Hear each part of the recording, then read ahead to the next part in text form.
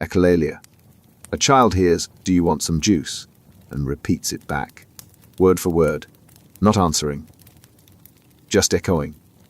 The parent tries again, different words this time, but the child mirrors those too. It looks like conversation. Isn't. It isn't. This is echolalia. The brain treating language like a recording instead of a message. Most children grow out of it early, but for some autistic children especially, it stays. Not as confusion. As a processing system that works differently. Here's what's happening. When you hear a question, your brain unpacks it. Meaning first, then response. But a child with echolalia doesn't process that way. The phrase lands as a complete sound unit, not broken down meaning. Repeating it buys time. The echo is the bridge between hearing and understanding. There are two forms. Immediate echolalia happens instantly. The child hears something, repeats it within seconds.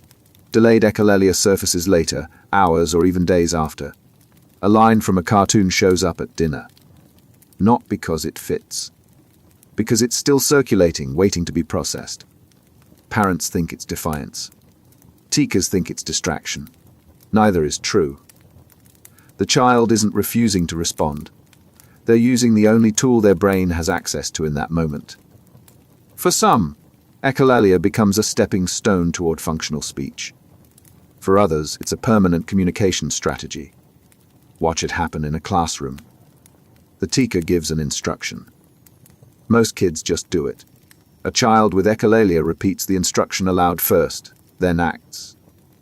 The repetition isn't delay. It's the route from sound to action. The words have to pass through their voice before the meaning clicks. Over time, some children start tremming the echoes. "Do you want juice?" becomes "want juice." Small shift. Huge progress. The brain is learning to break language into flexible pieces instead of fixed loops. Echolalia doesn't mean language won't develop. It means language is developing through repetition, not intuition. The echoes aren't empty. They're the scaffolding meaning hasn't filled in yet. Stimming. A child rocks in their chair. Another one flaps their hands when something excites them. Someone else hums the same low note, eyes drifting, blocking out the room. To an outsider, it looks random, purposeless, maybe disruptive. For the child, it's essential. This is stimming. Self-stimulatory behavior. Repetitive movement or sound the nervous system uses to stay balanced. Everyone does it to some degree. Tapping a pen, bouncing a leg, twirling hair. But for autistic children, for anyone with sensory processing differences, stimming isn't background habit. It's regulation. The nervous system needs input. For most people, sensory information flows in at a steady rate. Sights, sounds, textures. The brain filters what matters, discards the rest. But when that filter doesn't work the same way, too much gets through. Or not enough does. The world becomes unbearable or desperately dull. Stimming fixes the imbalance. When overstimulated, rocking or humming creates predictable input. Controlled. Repetitive. Soothing. Soothing. The nervous system grabs onto that rhythm and uses it to drown out chaos. When understimulated, hand flapping or spinning generates the feedback the brain is starving for. Either way, stimming is the body reaching for equilibrium. Picture a loud cafeteria. A child covers their ears and rocks. The noise is overwhelming. Rocking gives their brain something steady to anchor to, a rhythm that holds them while everything else spins. Now picture a quiet room. A child starts humming, tapping fingers on the desk. The silence feels wrong. The stimming fills the gap. Teachers see it as distraction, something to correct. But stopping the stim doesn't fix the need. It just removes the tool. The child still feels overwhelmed, still feels that aching void. Now they just can't manage it. The stress doesn't vanish. It turns inward. Some stims are barely visible, rubbing a thumb against fingers, tracing invisible patterns, blinking in sequence. Others are obvious, spinning, jumping, loud vocalizing. The intensity usually matches the dysregulation. A small stim means mild discomfort. A big one means the system is working overtime just to stay functional. Stimming isn't a problem to solve. It's a system doing exactly what it needs to do. The child isn't being difficult. They're surviving in a world that doesn't process the same way they do. Selective mutism. At home, she won't stop talking. Stories about her day, questions about dinner, running commentary on everything she sees. Her voice fills the house. Then she walks into school, and the voice disappears. Completely. The teacher asks her name. Silence. A classmate invites her to play. Nothing. She stands there, frozen, while everyone waits for an answer that won't come. People assume she's painfully shy, that she'll warm up eventually. She won't. Because this isn't shyness. It's selective mutism, and shyness doesn't shut the body down like this. Selective mutism isn't a choice. It's a freeze response the nervous system triggers in specific situations. At home, with family, the environment feels safe. The anxiety stays low. Speech flows naturally. But in public spaces, school, social settings, the anxiety spikes so hard it locks the vocal cords. The child wants to speak. The body won't cooperate. It's not about comfort or confidence. It's about perceived threat. The brain reads certain environments as dangerous, even when they objectively aren't. Social settings, unfamiliar adults, performance pressure, anywhere the stakes feel too high. The nervous system responds the same way it would to physical danger. Freeze. Go silent. Wait it out. What makes it selective is the pattern. The same child who can't say hello to a teacher will narrate an entire movie plot to their sibling an hour later. Speech isn't the issue. Context is. The anxiety doesn't generalize. It targets specific triggers with ruthless precision. Teachers often misread it as defiance. Parents worry it's stubbornness. It's neither. The child isn't withholding speech on purpose. They're trapped inside a body that has decided speaking equals danger. Forcing them to talk doesn't break the pattern. It reinforces it. The pressure becomes proof that the environment really is a threat. Some children develop workarounds. They whisper to one trusted peer who speaks for them. They write notes. They nod and shake their head. Small adaptations to survive a situation where their primary communication tool has been locked away by their own nervous system. Selective mutism doesn't fade just because time passes. The anxiety has to be addressed, the environments have to shift, the brain has to learn that speech in those spaces won't result in harm. Until then, the silence stays, not as rebellion. Pathological demand avoidance. Simple request. Brush your teeth. The response isn't just no. It's an explosion. A meltdown over something mundane. You try a softer approach. Make it a game. Offer a reward. The resistance gets worse. The more you push, the harder they fight. It doesn't make sense. Until you understand that for this child, every request feels like a trap. This is pathological demand avoidance, a profile that shows up in some autistic children. It's not defiance. It's a nervous system that interprets demands as threats. Most people can tolerate everyday requests. Do this. Go there. Finish that. Mild discomfort, maybe, but manageable. For a child with PDA, those same requests trigger an overwhelming need to escape. The demand doesn't just feel annoying. It feels suffocating. The autonomy disappears. The body floods with panic. The only option is resistance. It doesn't matter how the request is framed. Direct or gentle. Big or small. Put on your shoes, and do you want to pick which shoes? Both land as pressure. The brain doesn't process the content. It processes the loss of control, and control for these children is the only thing keeping the anxiety at bay. The resistance strategies are creative. Distraction, negotiation, humor, excuses, anything to deflect the demand without direct refusal. If that doesn't work, the response escalates. Aggression, shutdown. Full meltdown. The fight isn't against the task. It's against the feeling of being cornered. What confuses people is the inconsistency. The same child who melts down over brushing teeth will spend an hour building an elaborate fort, completely self-directed. Tasks they choose feel safe. Tasks imposed by others feel dangerous. The difference isn't effort. It's agency. Traditional discipline doesn't work here. Consequences don't reduce the behavior. They intensify it. Rewards become new demands. Praise feels like pressure.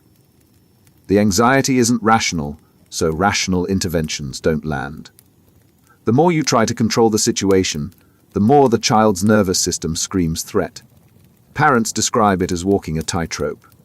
Every interaction is a negotiation. Every request has to be weighed. Is this worth the fight? Can it be reframed as a choice? Will pushing make things worse? The goal isn't compliance. It's collaboration. Because forcing a child with PDA doesn't teach them to cooperate. It teaches them the world is as dangerous as their nervous system already believes it is. Hyperlexia. A 3-year-old sits with a picture book reading aloud. Fluently. No stumbling, no guessing. The words come out smooth and accurate. Adults watching assume they're seeing a prodigy. Then someone asks what the story is about. The child stares. No answer. They can read every word on the page. They can't tell you what any of it means. This is hyperlexia. Advanced decoding ability paired with minimal comprehension. The brain learned to recognize and pronounce written language early, sometimes before spoken language fully developed. But the meaning didn't follow. It shows up most often in autistic children or those with language delays. Reading becomes a pattern recognition skill, not a meaning-making one. Letters form predictable sequences. Words follow visual rules. The child masters the mechanics while the semantics stay locked behind a different processing door. Watch a hyperlexic child with text. They'll read signs, labels, captions, anything with letters. Obsessively, sometimes. The act of reading feels good, predictable, controllable. But ask them to retell a simple story they just read, and the words scatter. The information didn't land as narrative. It landed as shapes and sounds. What makes it confusing is how advanced it looks. A child reading chapter books at age 4 sounds gifted. But when their verbal communication lags behind, when social understanding doesn't match the reading level, the gap becomes visible. The reading isn't a sign of overall acceleration. It's a splinter skill, one area developing in isolation. Parents celebrate it at first, then worry when comprehension doesn't catch up. Teachers expect a child who reads fluently to understand complex instructions. They don't. The disconnect between what they can decode and what they can process creates constant misalignment. People assume understanding because the reading is there. The understanding isn't. Some children use hyperlexia as a bridge. The intense focus on written language becomes a tool for eventually building meaning. Others stay in the pattern, reading remaining a mechanical act disconnected from interpretation. The words keep flowing. The meaning stays somewhere else. Hyperlexia isn't a disorder to fix. It's a developmental profile to understand. The reading skill is real. So is the comprehension gap. Both exist at the same time, not as contradiction, but as the brain organizing language through an unconventional route. Sensory processing disorder. A shirt tag feels like fire. The hum of overhead lights pounds like a drum. A crowded room doesn't just feel busy, it feels like drowning. Or the opposite. Everything feels muted, distant. The world comes through a thick fog, and nothing registers enough to feel real. This is sensory processing disorder. The brain's volume controls stuck at the wrong setting. Too loud or too quiet. Either way, the gap between what the world delivers and what the nervous system receives creates constant friction. Everyone's sensory system has a threshold. a level where input becomes noticeable, then comfortable, then overwhelming.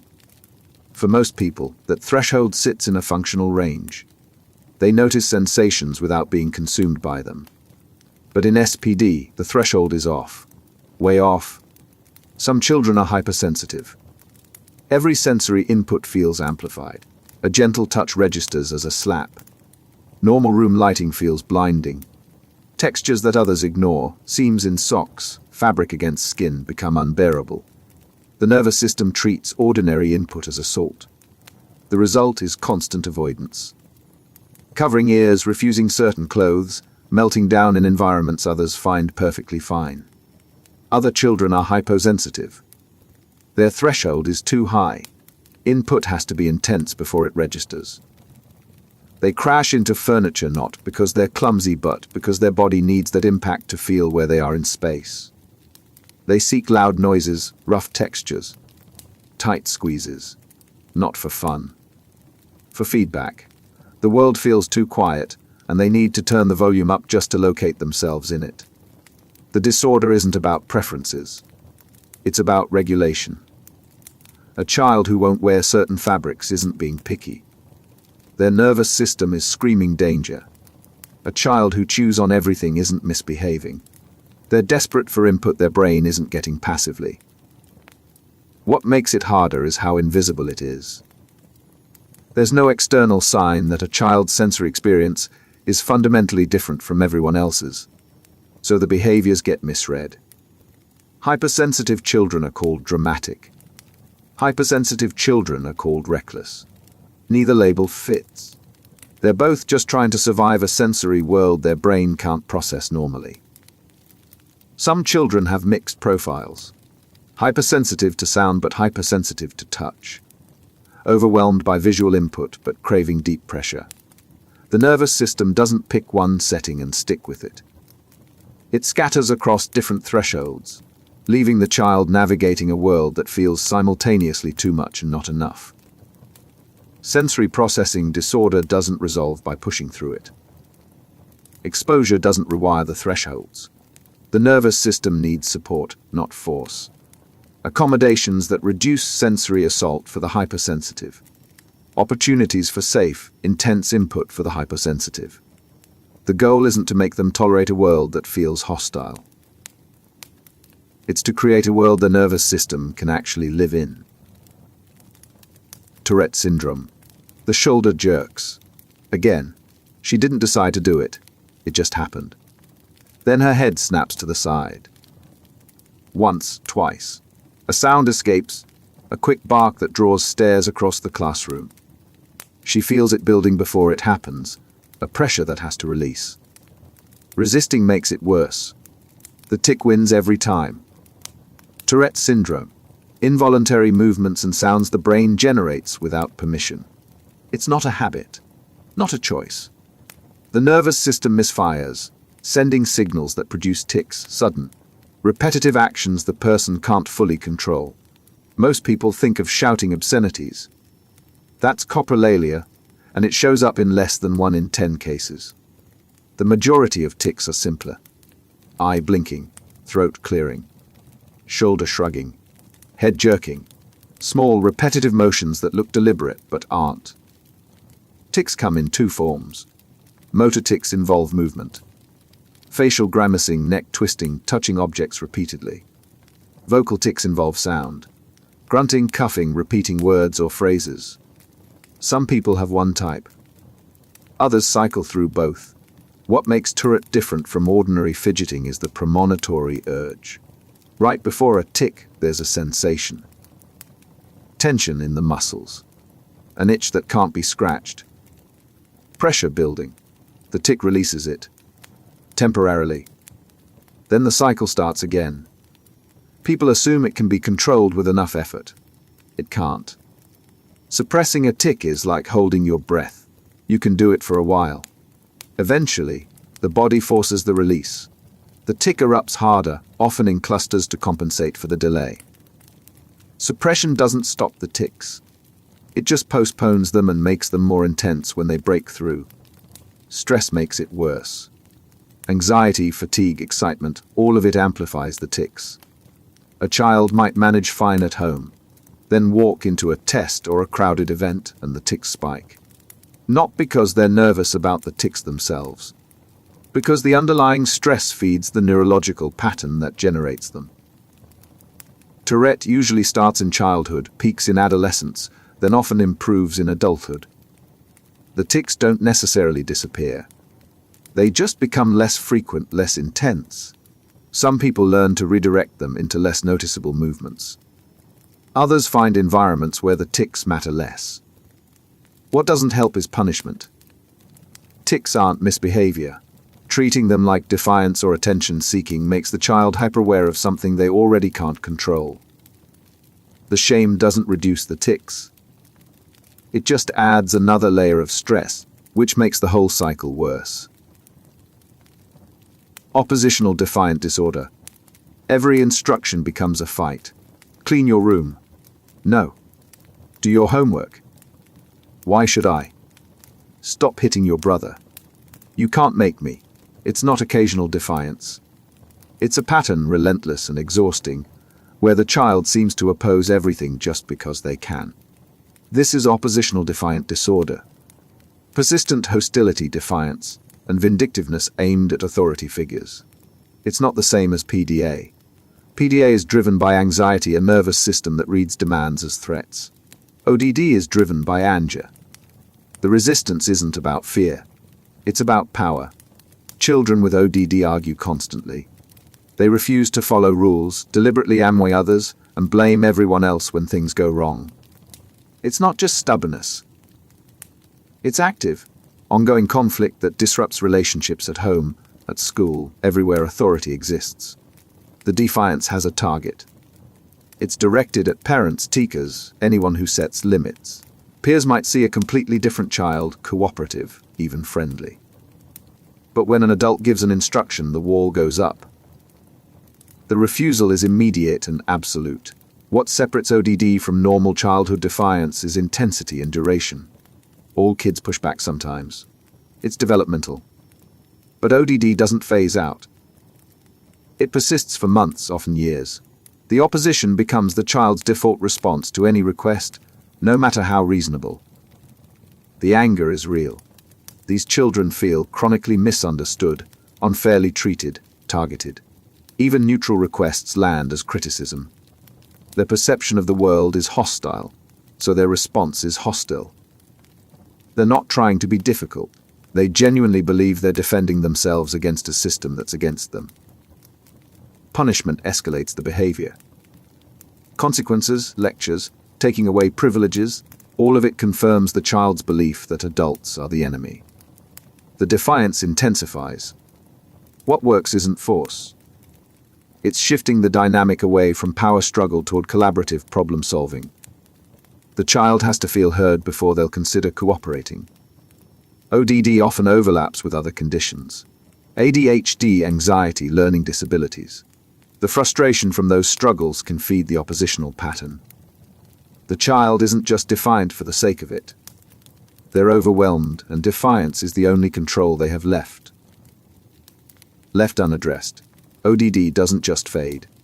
It can harden into conduct disorder, where the aggression moves beyond defiance into violation of rules, rights, and laws. Early intervention matters. Not to break the child's will. To teach them other ways to assert autonomy without burning every relationship to the ground. Autism spectrum disorder. Autism isn't one thing. It's a spectrum, which means two autistic people can look completely different. One might be nonverbal, needing constant support. Another might speak fluently, hold a job, live independently. What they share isn't a single set of behaviors. It's a different way the brain processes the world. The core difference is in social communication and sensory processing. Autistic brains don't read social cues the same way. Eye contact, tone of voice, body language, the unspoken rules of conversation. All of it requires conscious effort instead of automatic understanding. What neurotypical people absorb intuitively, autistic people often have to decode manually. It's not that autistic people lack empathy. That's a myth. They feel deeply, but expressing it in ways others recognize, or reading others' emotions from subtle signals, doesn't come naturally. The mismatch creates friction. Autistic people are constantly translating a social language that wasn't built for how their brain works. Sensory processing plays a huge role. For many autistic people, the world is too loud, too bright, too textured. A flickering light others ignore feels like an assault. A crowded room isn't just busy, it's unbearable. The brain doesn't filter sensory input the same way, so everything floods in at once. Stimming, repetitive movements or sounds, helps regulate that overload. Then there's the need for routine and predictability. Change, even minor change, can feel destabilizing. Not because autistic people are rigid, because uncertainty is exhausting when your brain is already working overtime to process a world that doesn't align with how you think. Routine creates a framework that reduces cognitive load. Special interests are another feature. Intense focus on specific topics, sometimes to the exclusion of everything else. It's not obsession. It's how the autistic brain engages with the world. Deep, sustained attention on something that makes sense when so much else doesn't. Those interests aren't distractions. They're anchors. Autism shows up early, usually by age 2 or 3, though some people aren't diagnosed until adulthood. Late diagnosis is common in people who've learned to mask, suppressing autistic traits to fit in. Masking works socially. It's also exhausting, and it doesn't change the underlying neurology. The brain is still processing the world differently. It's just hidden. Autism isn't a disease to cure. It's a neurological difference. Autistic people don't need to be fixed. They need environments that accommodate how their brain works. Communication that's direct instead of implied. Sensory spaces that aren't overwhelming. Social structures that don't penalize different ways of connecting. The spectrum doesn't rank severity. It reflects variability. Support needs change depending on context. The same person might need minimal help in one area and significant support in another. Autism isn't about functioning labels. It's about recognizing that different brains work differently, and that's not a deficit. It's just different wiring. ADHD. The teacher is talking. Something about fractions. She's trying to listen. She is. But there's a bird outside the window. And someone's tapping a pencil 3 rows over. And her shoelace is untied. And now she's thinking about lunch. The teacher's voice fades into background noise. She snaps back. She's lost. Again. ADHD. Attention Deficit Hyperactivity Disorder. The name makes it sound like the person isn't paying attention. That's not quite right. They're paying attention to everything. The brain doesn't filter input the way it should. Every stimulus, relevant or not, gets equal weight. Focusing on one thing means ignoring 1,000 others, and the ADHD brain isn't wired to do that efficiently. There are 3 presentations. Inattentive ADHD looks like daydreaming, losing track of time, forgetting instructions. Hyperactive impulsive ADHD looks like constant movement, interrupting, acting without thinking. Combined ADHD has both. All 3 share the same core issue. Executive function doesn't work the same way. Executive function is the brain's management system. Planning, organizing, prioritizing, controlling impulses, staying on task. In ADHD, that system is inconsistent. Not broken, inconsistent. Sometimes it works fine. Other times it collapses entirely, leaving the person unable to start a task they know they need to do, watching the deadline approach while paralysis sets in. It's not laziness. The brain's reward system is wired differently. Neurotypical brains get a dopamine hit from completing tasks, even boring ones. ADHD brains don't. Without that chemical reinforcement, motivation doesn't build. The task sits there, important but impossible to start, until urgency creates enough adrenaline to override the lack of dopamine. That's why people with ADHD often work best under pressure. It's not procrastination. It's the only time their brain gets the fuel it needs to engage. Hyperactivity isn't always physical. In adults, it often turns inward. Restlessness. Racing thoughts. The inability to sit through a meeting without mentally sprinting through 10 unrelated ideas. The movement is still there. It's just invisible. Impulsivity shows up in decisions made too fast, words spoken without a filter, purchases regretted immediately. The break between thought and action doesn't engage reliably. By the time the person realizes they should have paused, it's already done. ADHD doesn't mean inability to focus. It means inability to control focus. Hyperfocus is real. The person locks onto something interesting, hours vanish, and they forget to eat. Then they try to focus on something necessary but boring, and the brain won't cooperate at all. The inconsistency is the disorder, not focus itself. Medication helps many people by boosting dopamine and norepinephrine, giving the executive function system the chemicals it needs to work more reliably.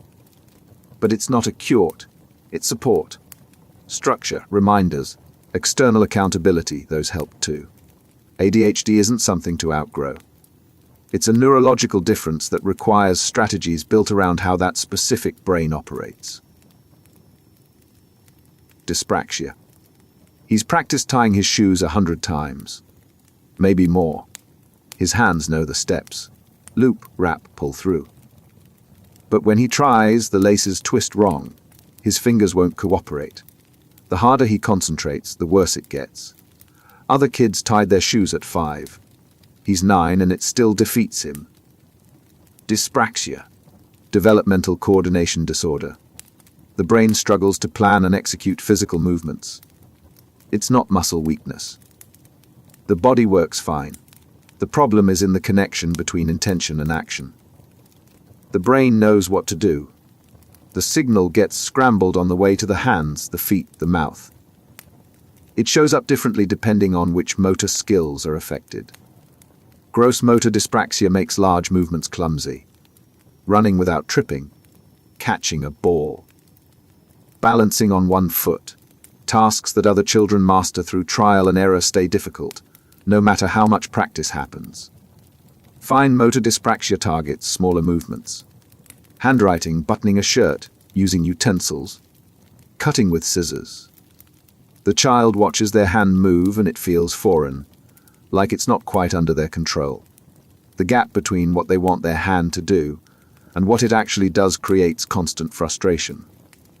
There's also verbal dyspraxia, where the disconnect happens between thought and speech. The child knows what they want to say. The words are clear in their mind. But coordinating the muscles, tongue, lips, jaw, to produce the sounds doesn't happen smoothly. Speech comes out garbled or doesn't come out at all. Teachers and parents often misread it as lack of effort. The child looks like they're not trying. In reality, they're trying harder than anyone else in the room. Their brain just can't convert effort into coordinated action the way it should. The failure isn't motivational. It's neurological. Dyspraxia doesn't improve with standard practice. Repeating the same task over and over doesn't rewire the planning deficit. What helps is breaking movements into smaller steps, slowing everything down, giving the brain time to process each piece before moving to the next. Progress happens. It's just slower and requires more conscious thought than it does for other children. The emotional toll is real. Constant failure at tasks others find easy erodes confidence. The child stops trying. Not because they don't care. Because trying and failing hurts more than not trying at all. The world reads withdrawal as apathy. It's actually self-protection. Dyspraxia doesn't go away. Adults with dyspraxia still struggle with coordination. But they find workarounds. Velcro instead of laces. Typing instead of handwriting. Adaptive tools that bypass the motor planning issues. The goal isn't to force the brain to work like everyone else's. It's to build a life where coordination difficulties don't block function. Dysgraphia. The assignment is simple. Write 3 paragraphs. She has the ideas. Clear, organized, ready to go. But when the pencil hits the paper, everything falls apart. The letters won't form right. Her hand cramps. The spacing is off. Words she can spell in her head come out scrambled on the page. By the time she finishes one sentence, the rest of the class is done. Dysgraphia, a writing disorder that has nothing to do with intelligence or effort. The brain struggles to coordinate the complex motor and cognitive processes writing requires. It's not laziness. It's a disconnect between thought and the physical act of getting that thought onto paper. Writing isn't just moving a pen. It's holding letter shapes in memory, coordinating fine motor control, spacing words evenly, organizing ideas sequentially, all at the same time. For most people, those processes run in parallel without conscious effort. For someone with dysgraphia, each step requires active management.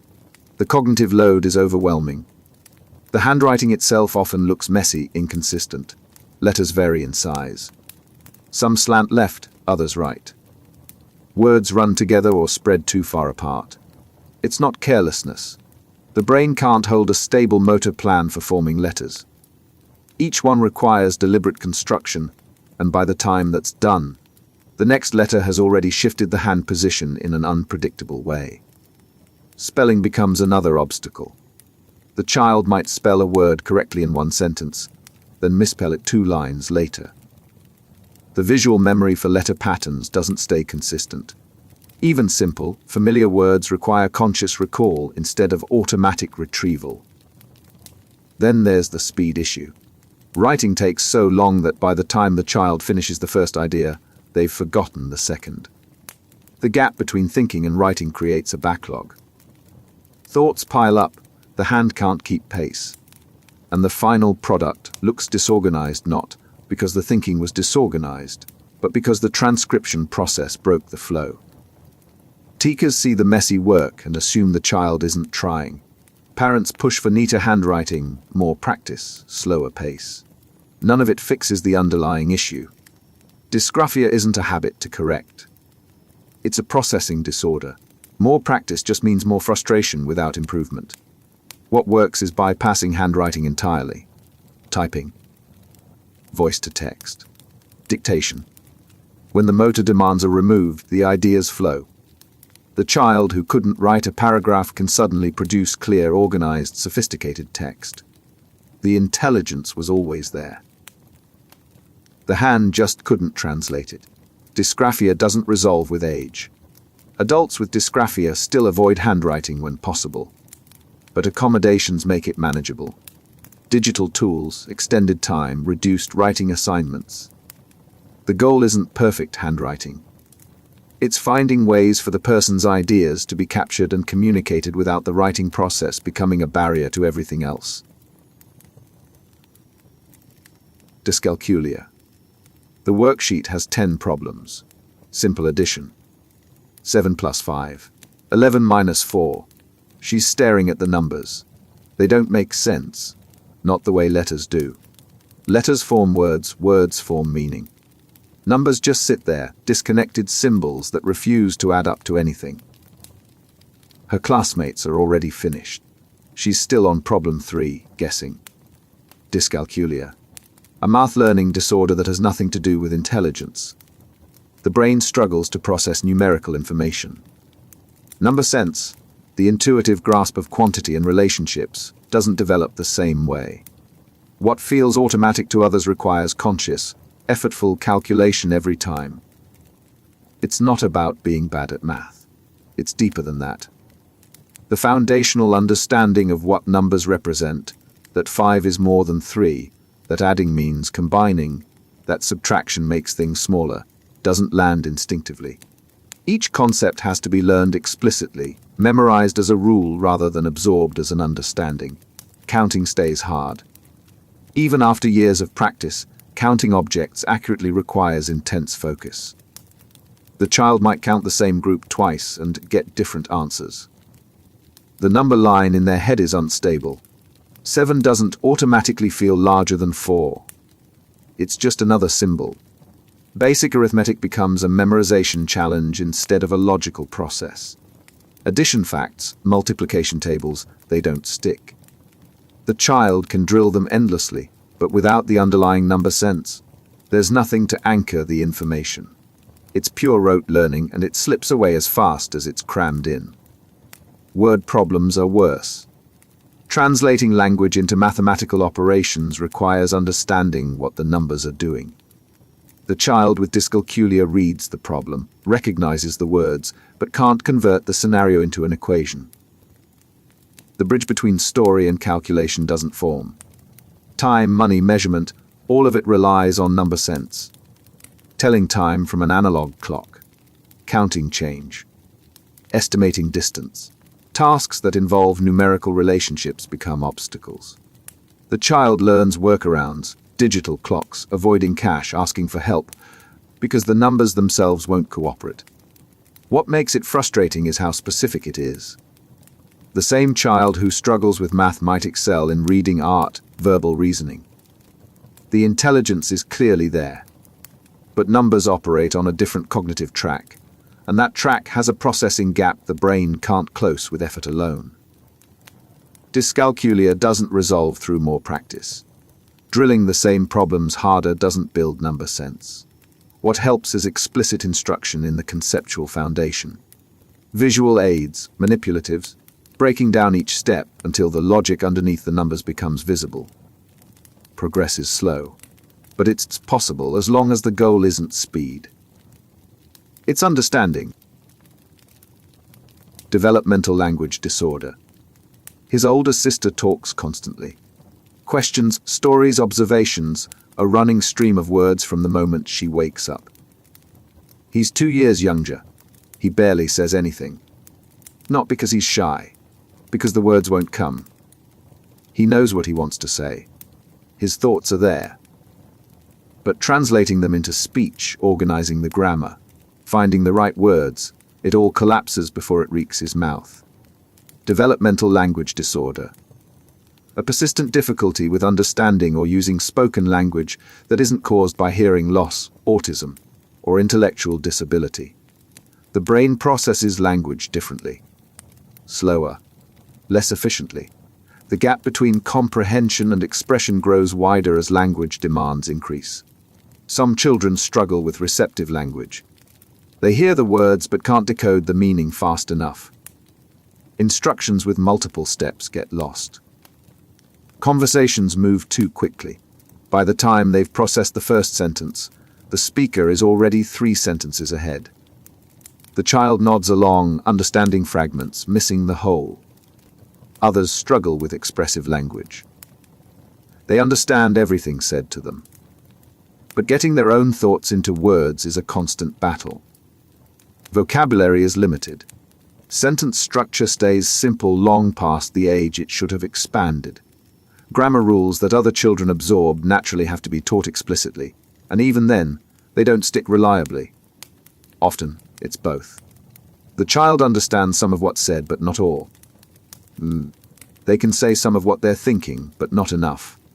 Every conversation is partial, incomplete. The frustration builds because the deficit is invisible. They look like they're following along. They're not.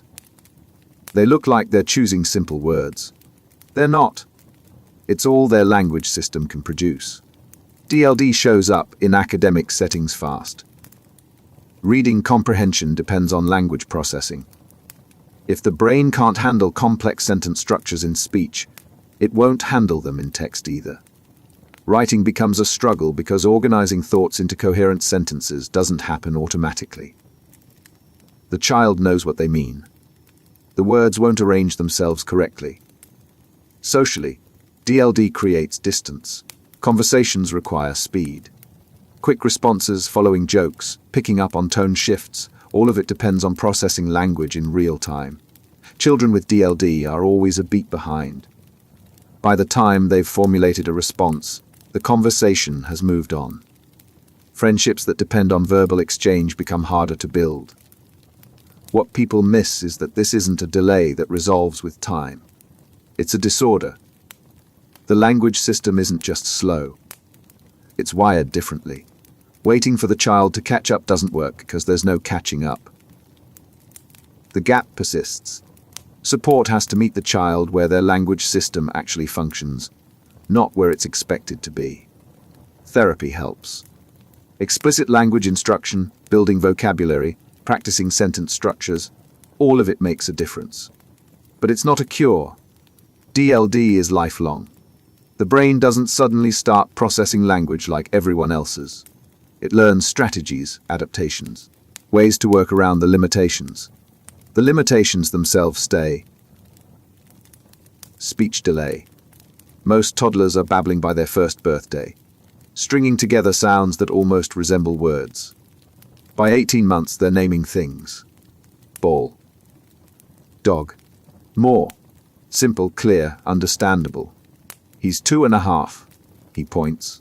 He grunts. He pulls his parents toward what he wants. Words, actual words, haven't arrived. Speech delay. Language development that lags behind typical milestones. It's not the same as a language disorder. Delay suggests the child is on the same path, just moving slower. The skills will come. They're just not here yet. There are different types. Some children understand everything but don't speak. Receptive language is fine. Expressive language, the ability to produce words, is delayed. They know what a cup is, what their name is, what "come here" means. They just don't have the motor coordination or cognitive organization to say it back. Other children are delayed in both understanding and speaking. They don't respond to their name reliably. Instructions don't register. Vocabulary, incoming or outgoing, hasn't developed. The delay is broader, affecting how they process and use language across the board. The causes vary. Some delays are rooted in hearing issues.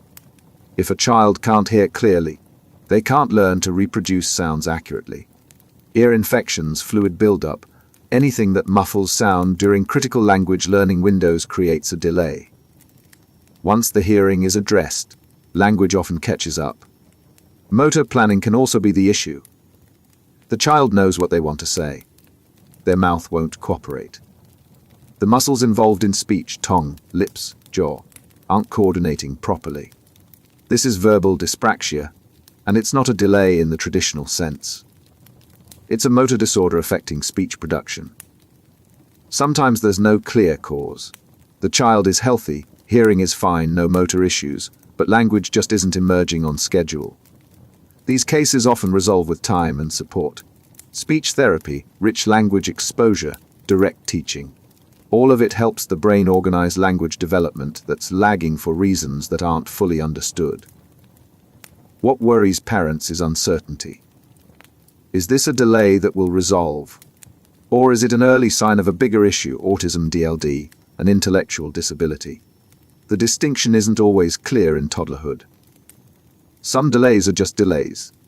Others are the first visible sign of a more persistent condition. Time usually clarifies which it is. Intervention helps either way. Early speech therapy doesn't hurt a child who's just slow to start talking, and it significantly helps children whose delay signals a deeper disorder. Waiting to see if they'll catch up on their own wastes time that could have been spent building the skills they're struggling with. Speech delays don't automatically mean long-term problems. Many children who start late end up speaking fluently by age 4 or 5. But the delay itself isn't something to ignore. Language is foundational. If it's not developing on schedule, finding out why and addressing it early makes a difference. Sensory seeking. He's constantly moving, crashing into furniture, jumping off the couch, spinning until he's dizzy. It's not hyperactivity. It's not defiance. He needs the input. His body craves sensation, big, intense, physical, and he'll pursue it relentlessly until he gets enough. Only he never seems to get enough. Sensory seeking. The nervous system's threshold for input is too high. Normal levels of sensation don't register. The brain needs more, louder, harder, faster, before it feels anything at all. So the child creates that input themselves. It shows up in constant motion. Running when walking would work. Jumping when standing still is an option. The body isn't hyperactive. It's hunting for proprioceptive feedback, the sensation of muscles and joints working, to confirm where it is in space. Light movement doesn't provide that. Hard impact does. Textures matter too. A sensory-seeking child gravitates toward extreme tactile experiences. Sticky, slimy, rough, anything that delivers strong input. They'll dig their hands into sand, smear paint, chew on everything. Not to be messy. To feel something their nervous system actually registers. Noise seeking is common. Load environments that overwhelm others feel just right to a sensory seeker.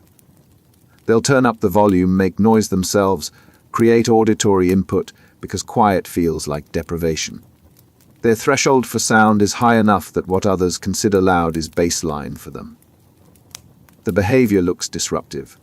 A child who won't sit still, who's always touching things, who seems to break rules just for the thrill of it. But it's not behavioral. It's neurological. The brain isn't getting the sensory feedback it needs from normal interaction with the world, so it escalates the interaction until the feedback arrives. Risk-taking often accompanies sensory seeking. Climbing too high, running too fast, pushing physical limits.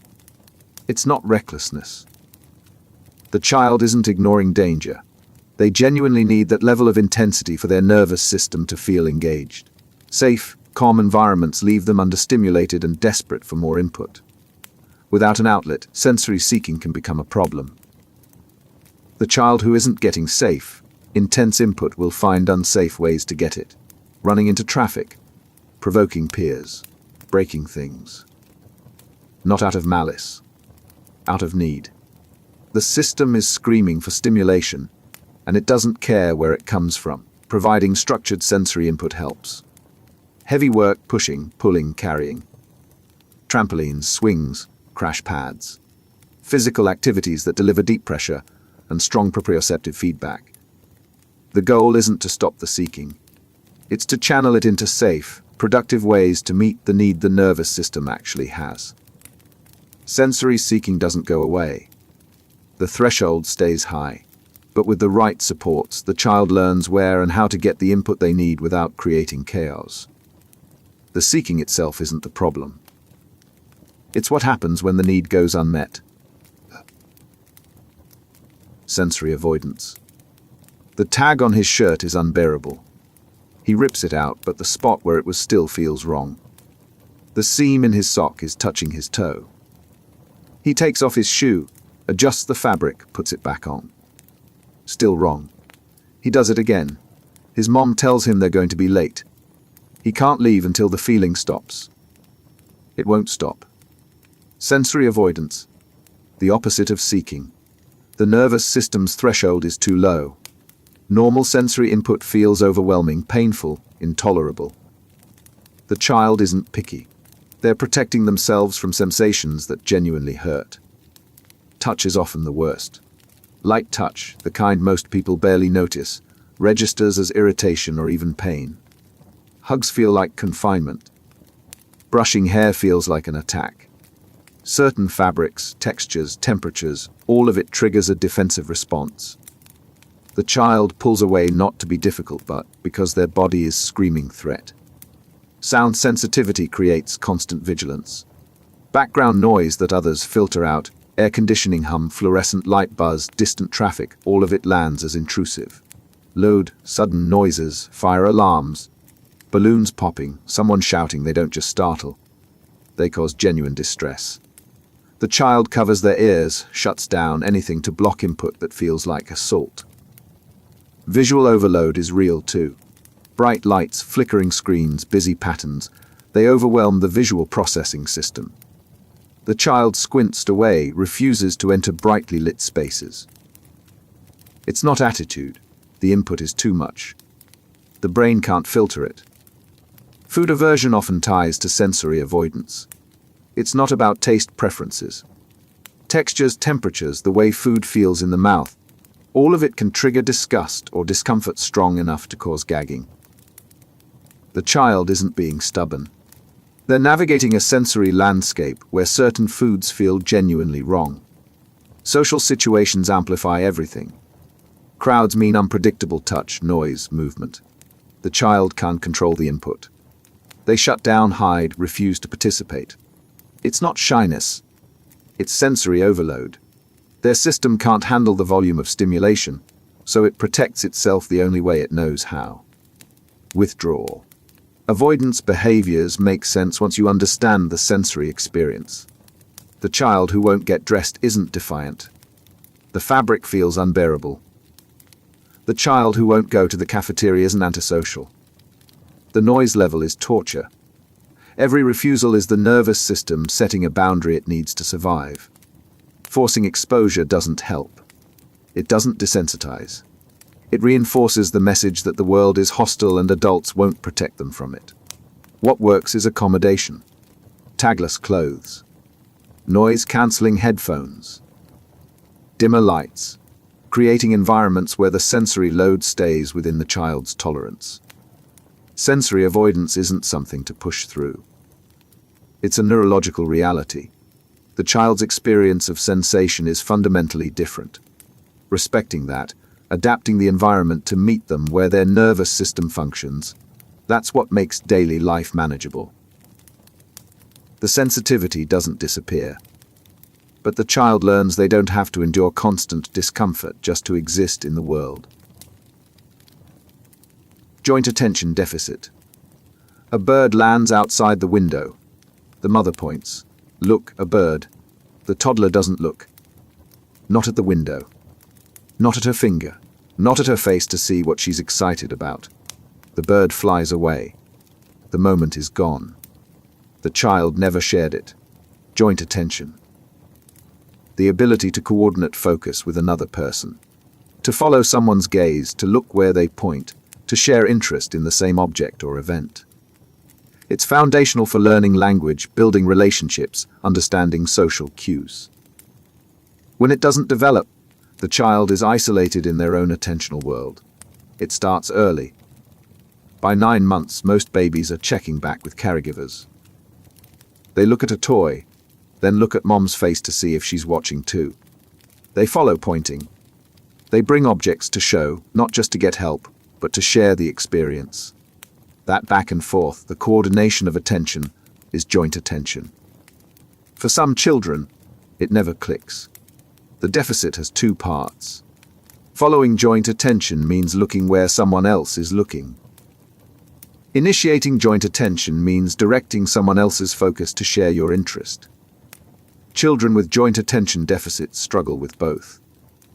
They don't follow your gaze, and they don't try to share theirs. This isn't about ignoring people. The child isn't being rude or defiant. Their brain isn't tracking the social cues that signal shared focus. Eye gaze doesn't automatically pull their attention. Pointing doesn't redirect their focus. The connection between another person's interest and their own just doesn't form. Language development suffers. Learning words depends on joint attention. The adult says, "ball," while the child looks at a ball. The pairing happens. But if the child isn't looking at the ball, if they're focused somewhere else when the word is said, the connection doesn't form. Vocabulary lags because the shared reference points aren't there. Social connection suffers too. Relationships are built on shared experiences. Joint attention is how those experiences happen. Without it, interactions feel one-sided. The child plays alone, even when others are nearby. They don't seek to share discoveries, don't respond when others try to share with them. The isolation isn't emotional, it's attentional. Joint attention deficits are common in autism. Not every autistic child has this deficit, but it's a frequent feature. It's also one of the early red flags. A toddler who doesn't respond to pointing, who doesn't try to show things to others, who seems disconnected from shared experiences, that's a sign the brain is processing social attention differently. Intervention focuses on building the skill explicitly, teaching the child to follow a point, to look at faces, to bring objects to share. It's not about forcing eye contact. It's about creating pathways for shared focus that the brain didn't develop automatically. Progress is possible, but it requires recognizing that what looks like disinterest is actually a developmental gap in how attention coordinates socially. Joint attention isn't just a nice to have. It's how humans learn from each other, connect with each other, exist in a shared reality. When it's missing, the child isn't choosing isolation. They're navigating a world where other people's focus doesn't naturally pull them in. Executive dysfunction. She knows what needs to happen. Finish the assignment. It's due tomorrow. She's known for a week. The information is all there, the instructions are clear. She understands the material. But sitting down to start feels impossible. Not hard. Impossible. Her brain won't engage. Hours pass. Panic builds. Still nothing happens. Executive dysfunction. The brain's management system isn't working. At planning, organizing, initiating tasks, switching focus, all of it requires executive function. When that system falters, even simple tasks become insurmountable. It's not laziness. The person wants to do the thing. They know they should. The intention is there. But the pathway from intention to action is broken. The brain can't sequence the steps, can't prioritize, can't generate the momentum to begin. The gap between knowing and doing becomes a chasm. Task initiation is often the worst. Starting anything, even something enjoyable, requires activation energy the brain can't produce. The person sits, staring, waiting for the switch to flip. It doesn't. Time passes. The task looms larger. The perilousness deepens. Working memory struggles compound it. Instructions with multiple steps dissolve. By the time step 3 is explained, step 1 is gone. The person nods along, understanding each piece individually, but can't hold them all together long enough to execute. Time blindness is real. The brain doesn't track time reliably. 5 minutes feels like 30. An hour vanishes in what seems like 10 minutes. Deadlines approach invisibly. The person genuinely doesn't realize how much time has passed until it's too late. Shifting between tasks doesn't work smoothly either. The brain gets stuck. Finishing one thing and moving to the next requires a mental reset that won't engage. Transitions feel like hitting a wall, so the person stays locked in place, unable to pivot even when they want to. Executive dysfunction shows up in ADHD, autism, depression, brain injury. It's not exclusive to any one condition, but wherever it appears, it creates the same pattern. Capability without execution. Knowledge without action. The person isn't failing because they don't care. They're failing because the system that converts thought into behavior has stopped responding. Emotional dysregulation. A minor frustration, someone cuts in line, a friend cancels plans, and the response is immediate, overwhelming rage. Or crushing despair. Emotions that should be manageable aren't. They flood in, take over, and won't recede. The reaction doesn't match the trigger. Everyone can see that, including the person having it. Emotional dysregulation. The ability to manage emotional responses isn't functioning normally. Feelings arrive too fast, too intense, and last too long. The brake system that modulates emotional reactions doesn't engage the way it should. It's not about being dramatic. The person isn't choosing the intensity. The nervous system responds to emotional triggers with disproportionate force. A small disappointment lands like a catastrophe. A minor irritation becomes unbearable fury. The emotion is real. The scale is broken. The dysregulation works both ways. Sometimes emotions spike too high. Other times they shut down completely. Numbness where feeling should be. The person knows they should care, should feel something, but the emotional response is just gone. The system doesn't find the middle ground. Recovery takes longer too. Most people feel anger, frustration, sadness, then return to baseline relatively quickly. Emotional dysregulation means the feeling persists. Hours later, sometimes days, the emotion is still running at full intensity. The brain can't down-regulate back to calm. It creates chaos in relationships. The person's reactions seem extreme, unpredictable. Others walk on eggshells, trying to avoid triggering an outburst or a collapse. The person with dysregulation hates it too. They see the damage, the confusion, the distance it creates. but controlling the emotional surge in the moment feels impossible. Children with dysregulation get labeled difficult, sensitive, volatile. Adults get called unstable, overdramatic. The judgment doesn't help. It adds shame to a system that's already malfunctioning. The person isn't trying to be difficult. Their emotional regulation is genuinely impaired. Emotional dysregulation appears in ADHD, autism, borderline personality disorder, trauma histories. The causes vary, but the pattern is consistent. Emotions that arrive too big, last too long, and resist the normal processes that bring them back under control. Rejection-sensitive dysphoria. A text goes unanswered for an hour. The thought arrives instantly. They hate me. I did something wrong. They're done with me. The rejection feels certain, crushing, unbearable. Then the reply comes. A simple sorry was in a meeting. The panic was real. The rejection wasn't. Rejection-sensitive dysphoria. Extreme emotional pain triggered by perceived rejection or criticism. It's not just sensitivity. It's a neurological response, sudden, intense, and nearly impossible to rationalize away in the moment. The trigger doesn't have to be real rejection. A neutral facial expression reads as disgust. A delayed response feels like abandonment. A minor critique lands as total condemnation. The brain interprets ambiguous social signals as proof of rejection, and the emotional response is immediate and severe. The pain is physical, not metaphorical. Actual physical pain in the chest, the stomach, a visceral ache that feels like being gutted. The person isn't exaggerating. The nervous system is producing a pain response to social threat the same way it would to physical injury. It doesn't respond to logic. Knowing the rejection isn't real doesn't stop the feeling. The person can see objectively that they're overreacting, that the evidence doesn't support their fear, but the emotional pain persists anyway. The rational mind and the emotional response are operating independently. RSD shows up most often in ADHD, though it's not exclusive to it. The connection isn't fully understood, but the pattern is clear. People with ADHD experience rejection sensitivity at rates far higher than the general population.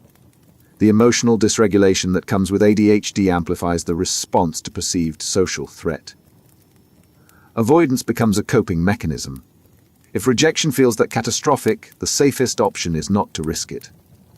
Don't try. Don't put yourself out there. Don't form attachments that could be severed. The isolation protects against the pain but creates its own damage. Some people respond with people pleasing instead. If rejection is unbearable, become indispensable. Anticipate needs, never say no, make yourself so useful that rejection becomes impossible. The strategy works until it doesn't. The exhaustion catches up. RSD doesn't fade with reassurance. Telling someone their fear is irrational doesn't rewire the neurological response. What helps is recognizing the pattern, naming it when it happens, and creating space for the feeling to pass without acting on it. The pain is real. The rejection usually isn't. Masking. At school, she's composed. Eye contact, polite responses, sitting still even when her body screams to move. She laughs at jokes she doesn't understand, joins conversations she can't follow, mirrors the social behaviors she's memorized. By the time she gets home, she's shattered. The performance is over. She collapses. Masking. Suppressing natural autistic or neurodivergent behaviors to appear neurotypical. It's not dishonesty. It's survival. The world punishes difference. Masking hides it. It starts early. The child notices they're different. Other kids don't react the same way. Teachers correct behaviors that feel natural. Peers exclude, mock, reject. The lesson lands.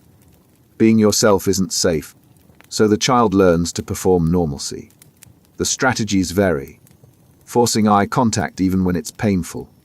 Suppressing stims. Scripting conversations in advance. Mimicking facial expressions and body language. Pretending to understand social cues that make no sense. Every interaction becomes a performance, calculated and exhausting. The cost is invisible. To the outside world, the person seems fine. Functional. Maybe a little quiet, a little awkward, but managing. Inside, the cognitive load is crushing. Every social moment requires active monitoring. What's my face doing? Am I too close, too far? Did I laugh at the right moment? Is this expression correct? Masking works until it doesn't. The energy required is unsustainable. Eventually, something breaks. Burnout. Shutdown. The person can't maintain the performance anymore. The mask drops, and the difference they've been hiding becomes visible all at once. Late diagnosed autistic people often have extensive masking histories. They went decades without diagnosis because they learned to hide their autism so effectively that even professionals missed it. The diagnosis comes as a relief and a grief. Relief that the struggle has a name. Grief for the years spent pretending to be someone else. Unmasking is a process. Learning to stim openly. Saying I don't understand instead of pretending. Allowing autistic traits to exist without shame. It feels vulnerable. Dangerous, even. But masking was never sustainable. The choice isn't between masking and unmasking. It's between burning out while pretending or finding spaces where authenticity is safe. Meltdown. It builds slowly. Too much noise. Too many demands. Sensory overload stacking with emotional stress with cognitive load. The system is past its limit, but there's no escape. Then something small happens. A dropped pencil. A change in plans. And everything collapses. Meltdown. A complete loss of behavioral control when the nervous system is overwhelmed. It's not a tantrum. Tantrums are goal-directed. Stop the tantrum, you get what you want. Meltdowns don't have a goal. They're a system crash. The triggers accumulate. Individually, each one might be manageable. Bright lights, unexpected schedule change, social interaction, difficult task, but they stack. The nervous system doesn't reset between stressors. It compounds. By the time the meltdown hits, the final trigger is often something trivial. That's not what caused it. That's just what broke the dam. During a meltdown, control is gone. Screaming, crying, aggression, self-injury, all of it possible.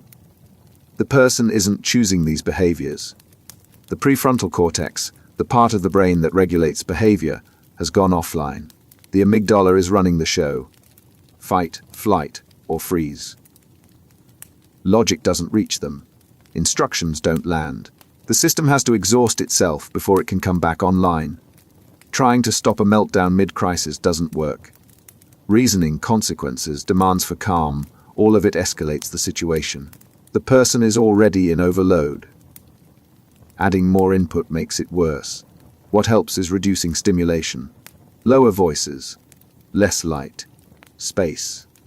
Let the nervous system discharge without adding pressure. The aftermath is exhaustion. Physical and emotional. The person often feels shame, confusion, guilt. They don't remember making a choice to have a meltdown. It happened to them, not because of them. But the damage is visible. Relationships strained, environments disrupted. The judgment is real. Meltdowns are most common in autism, but they show up in ADHD, sensory processing disorder, anxiety disorders. Anywhere the nervous system struggles with regulation, meltdowns are a risk. They're not misbehavior. They're a neurological event. The person isn't out of control because they want to be. They're out of control because their system reached a breaking point.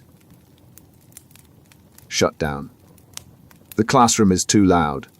The assignment makes no sense. Someone keeps tapping their pen. She feels it building. Pressure. Tightness. Overwhelm. Then everything stops.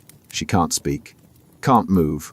She's still there, still aware, but her body has shut down completely. Shut down. The opposite of a meltdown. Instead of exploding outward, the system implodes. All function withdraws. The person goes silent, still unreachable. It looks like defiance or spacing out. It's neither. It's a nervous system that's protecting itself by shutting off. The triggers are similar to meltdowns. Sensory overload, emotional stress, cognitive demand. But where meltdowns discharge the overwhelm through outward behavior, shutdowns contain it. The energy turns inward. The person freezes. During shutdown, the person can't respond. They hear what's being said. They know what's expected. But the pathway from thought to action is severed. Speaking feels impossible. Moving requires energy they don't have. Eye contact is unbearable. They're trapped inside a body that won't cooperate. From the outside, it looks passive. Like the person isn't trying, isn't engaged, doesn't care. Teachers assume the student is refusing to participate. Employers think the person is checked out. The reality is the opposite. The person is desperately trying to function. The system won't let them. Pushing doesn't help. Asking questions, demanding responses, raising your voice, all of it deepens the shutdown. The person needs less input, not more. Quiet. Space. Time for the nervous system to come back online without additional pressure. Recovery is slow. The person gradually regains function. Speech returns, but it's effortful at first. Movement comes back, but coordination is off. It takes time to fully reset. Rushing the process just extends it. Shutdowns are common in autistic people, especially those who mask heavily. The constant effort of suppressing natural responses, monitoring behavior, managing sensory input, it all accumulates. Shutdown is what happens when the system can't maintain that level of control anymore. It's not a choice. It's a protective mechanism the brain triggers when continuing to function would cause more damage than stopping. Both meltdowns and shutdowns are signs the person's capacity has been exceeded. The difference is in how the overload discharges, outward or inward, explosion or implosion. Either way, the underlying message is the same. The system was pushed too far. Perseveration. The topic changed 5 minutes ago. The conversation moved on. Everyone else is talking about the weekend. He's still explaining the train schedule. In detail. Again, someone tries to redirect him. He acknowledges it, pauses, then continues exactly where he left off. The loop won't break. Perseveration. Getting stuck on a thought, topic, or action and repeating it beyond what's appropriate or useful. The brain locks onto something and can't shift away. It's not stubbornness. The person genuinely can't pivot. It shows up in conversation. The same story told repeatedly. The same question asked over and over despite getting an answer. The same topic circled back to no matter where the discussion goes. The repetition isn't for emphasis. The brain is trapped in a pattern it can't exit. Actions perseverate too. A child draws the same picture every day. An adult checks the door lock, confirms it's locked, then checks again minutes later. The behavior serves no new purpose. But stopping it feels impossible. The loop demands completion even when completion doesn't make sense. Cognitive perseveration is internal. The same thought cycling endlessly. Rumination, but without the emotional charge. Just a mental track playing on repeat with no off switch. The person knows they're stuck. They want to think about something else. The thought won't release them. What makes it different from routine or preference is the rigidity. Routines are comforting. They can be interrupted if necessary. Perseveration can't be interrupted. The person experiences distress when forced to stop.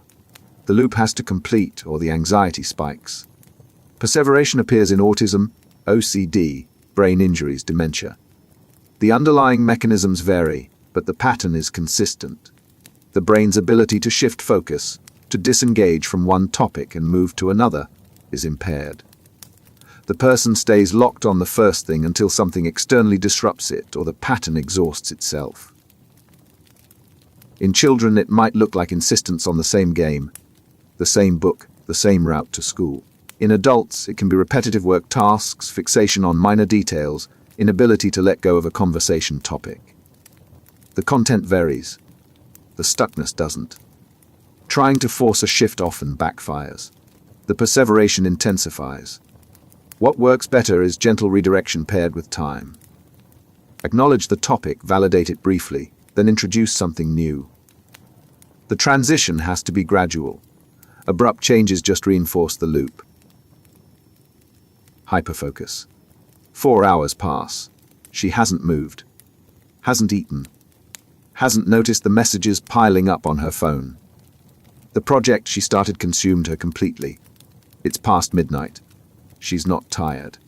The focus is absolute relentless, and she couldn't pull away if she tried. Hyperfocus. Intense concentration that locks in and won't release. It's the opposite of distractibility, but it's not better. It's just as uncontrollable. The brain finds something engaging and latches on. The rest of the world disappears. Time stops registering. Physical needs, hunger, thirst, fatigue, all of it fades into background noise. The task becomes the only thing that exists. It sounds productive. Sometimes it is. People with ADHD describe hyperfocus as the only time they get real work done. The normal fragmented attention consolidates into something powerful. But it's not a tool you can control. It happens when it happens, often on tasks that don't matter. The problem is selectivity. Hyperfocus doesn't activate for assignments or responsibilities. It activates for whatever the brain finds intrinsically rewarding. A video game, a research rabbit hole, organizing a collection. The task itself has to trigger the dopamine response. External importance doesn't matter. Breaking out of hyperfocus is nearly impossible mid-state. Alarms don't register. People calling your name sound distant, irrelevant. The brain has allocated all resources to the current task. Redirecting attention requires more cognitive effort than the person can generate while locked in. The crash afterward is real. Hours of sustained focus drain the system. Once hyperfocus releases, exhaustion hits. The person can't immediately shift to another task. They need recovery time. But life doesn't always allow for that. Deadlines still exist. Responsibilities still loom. Hyperfocus creates an erratic productivity pattern. Days of nothing, then a single marathon session that produces everything at once. It works until it doesn't. When the hyperfocus won't engage on the right task, no amount of willpower forces it. The person sits, waiting for the switch to flip, knowing it might not. Managing hyperfocus means working with it, not against it. Capturing it when it arrives and directing it toward useful tasks. Setting external boundaries, timers, accountability, to interrupt the state before it consumes too much time. But the fundamental unpredictability remains. Hyperfocus is powerful. It's also unreliable. Impulsivity. The thought arrives. Buy it. Say it. Do it. Before the thought finishes forming, the action is already happening. The online purchase goes through. The comment escapes. The decision is made. Regret follows immediately. Too late. It's done. Impulsivity. Acting without thinking. Not because the person doesn't value consequences. Because the gap between impulse and action is too narrow for thought to fit. Most people have a pause. An internal review process that evaluates whether an action is a good idea before executing it. Impulsivity means that pause doesn't engage reliably. The impulse triggers the action directly. The evaluation, if it happens at all, comes after. Verbal impulsivity disrupts relationships, interrupting mid-sentence. Blurting out thoughts without filtering. Saying the first thing that comes to mind, even when it's hurtful or inappropriate. The person knows social rules exist. In the moment, those rules don't activate fast enough to stop the words. Behavioral impulsivity creates chaos. Quitting a job without a backup plan. Making large purchases on a whim. Changing direction mid-task because something else looks more interesting. The pattern isn't recklessness. It's a failure of inhibition. The break between wanting and doing doesn't work. Risk assessment happens too late. The person jumps, then realizes the height. Agrees to something, then remembers why they shouldn't have. sends the message, then sees the consequences. The impulse moves faster than judgment. Impulsivity isn't always dramatic. Sometimes it's small. Checking your phone mid-conversation. Opening a new browser tab before finishing the first task. Starting to speak before the other person finishes. Micro-level disruptions that fragment attention and derail intentions. ADHD is the most common source, but impulsivity shows up in mania, certain personality disorders, brain injuries. The underlying cause varies. The pattern doesn't. The brain's ability to inhibit immediate responses is compromised. What should be a choice becomes an automatic reaction. Strategies help. External accountability. Waiting periods built into decisions. Removing temptation from the environment. But the impulse itself doesn't disappear. It has to be managed constantly, and management requires cognitive resources the person may not have in the moment. The impulsivity wins more often than it should. Demand avoidance. Not every request triggers a meltdown. Most children with demand avoidance navigate some expectations fine. The issue is volume. Accumulation. Each demand, even small ones, adds weight. Eventually, the system hits capacity. The next request, however minor, becomes unbearable. The resistance isn't about the task. It's about the demand itself. Demand avoidance operates on a threshold model. Low-demand environments stay tolerable. High-demand environments trigger constant resistance. The child who seems defiant at school might be cooperative at home, not because they're manipulative, but because the demand load is different. What counts as a demand isn't always obvious. Direct commands, yes, but also implicit expectations. The pressure to make eye contact. The social requirement to greet people. The unspoken rule to sit still. All of it registers as demand. All of it depletes the same limited capacity. The resistance strategies look like defiance but function as self-preservation. Deflection. Humor. Negotiation. Anything to reduce the sense of being controlled. When subtle strategies fail, the resistance escalates. Refusal. Aggression. Shutdown. The goal isn't power. It's escape from a pressure the nervous system can't handle. Traditional discipline makes it worse. Consequences increase the demand pressure. You refused, now face the punishment. The punishment is another demand. The cycle intensifies. The child learns that compliance leads to more demands, so resistance becomes the only path to autonomy. Collaborative approaches work better, reducing unnecessary demands. Offering choices that preserve agency.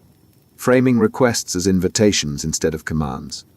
The goal is lowering the demand pressure to a level the child's system can tolerate. When demands feel optional, cooperation becomes possible. Demand avoidance isn't the same as laziness or manipulation. The child isn't calculating how to get out of work. Their nervous system is reacting to a perceived threat to autonomy. The more cornered they feel, the harder they fight. The fight isn't about the task. It's about survival. Parallel play. Two children sit on the floor, each with their own toys. They're inches apart. Neither acknowledges the other. They don't share. Don't talk. Don't make eye contact. They play side by side, completely separate. It looks like ignoring. It's not. Parallel play. Being near others without interacting. It's a normal stage in toddler development. Most children move through it quickly, progressing to interactive play. Some don't. Parallel play becomes their primary mode, lasting years beyond when it typically fades. For autistic children, parallel play often persists. Not because they dislike other children, because interactive play requires social coordination they find exhausting. Parallel play offers proximity without demand. They can be near peers without navigating the complex rules of turn-taking, conversation, and shared focus. The preference makes sense when you understand the cognitive load. Interactive play requires constant attention to the other person. What are they doing? What do they want? Are they upset? Parallel play eliminates that layer. The child controls their own activity completely. The presence of others adds atmosphere without adding pressure. Adults misread it as antisocial. Teachers try to force interaction. Go play with them, not next to them. The child resists. Parallel play isn't isolation. It's connection on terms the child's nervous system can manage. Forcing interaction doesn't build social skills. It teaches the child that their preferred mode isn't acceptable. Some children remain in parallel play permanently. They're content alongside others, never progressing to collaborative activities. They're not lonely. They're not missing out. They've found a level of social engagement that works for how their brain processes connection. Parallel play isn't a problem to fix. It's a communication preference.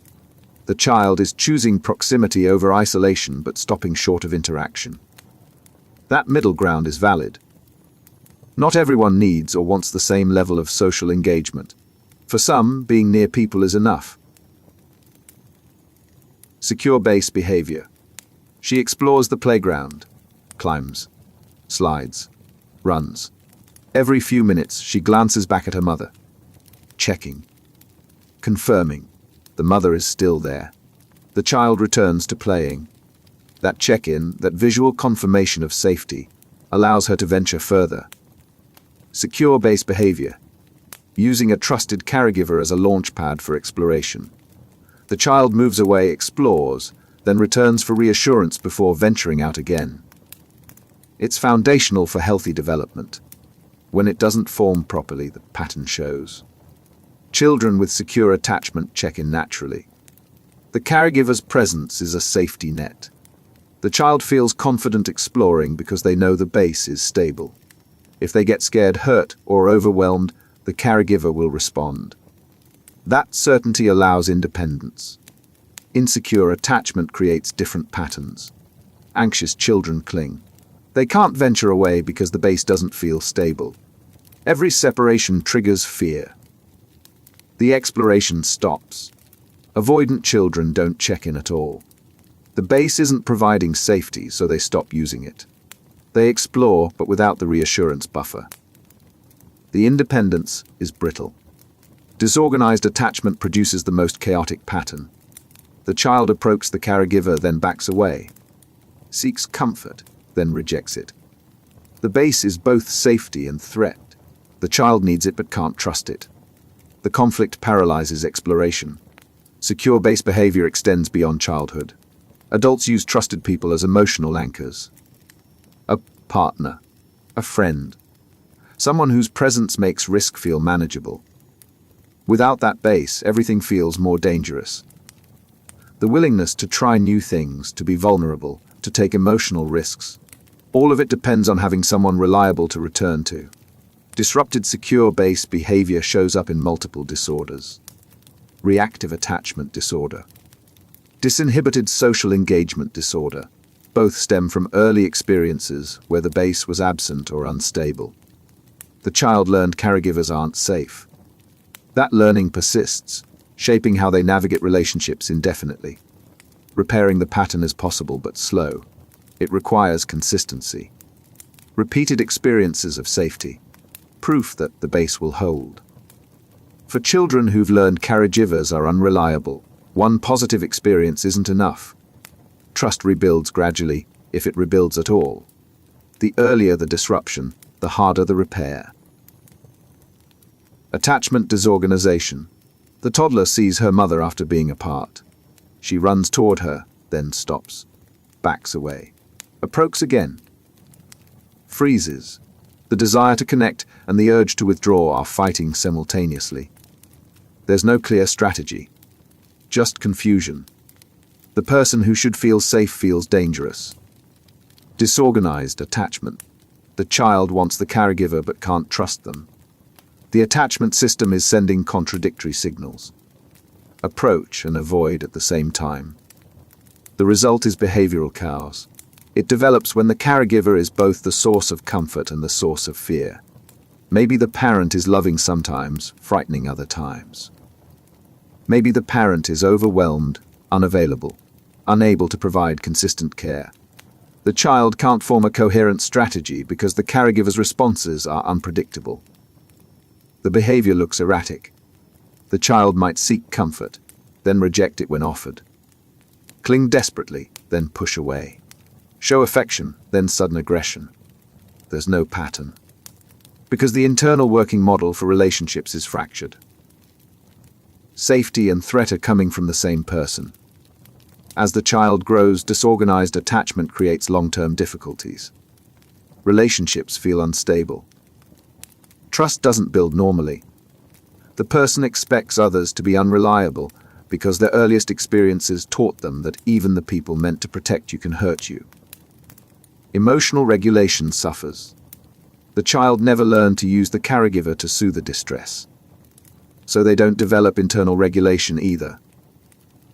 Emotions overwhelm them. They can't calm themselves because no one taught them how, and the person who should have been teaching them was part of the chaos. Disorganized attachment is one of the strongest predictors of later mental health issues.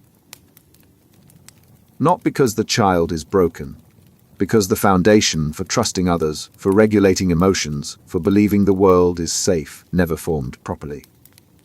Every relationship afterward is built on that unstable base. Repair is possible but requires intensive therapeutic work. The person has to learn, usually in adulthood, that relationships can be predictable. That safety can exist. That people can be trusted. It's not about logic. It's about rewiring patterns laid down before conscious memory began. Separation anxiety. Drop off at daycare. The child clings to the parent's leg, screaming, begging. Pure terror.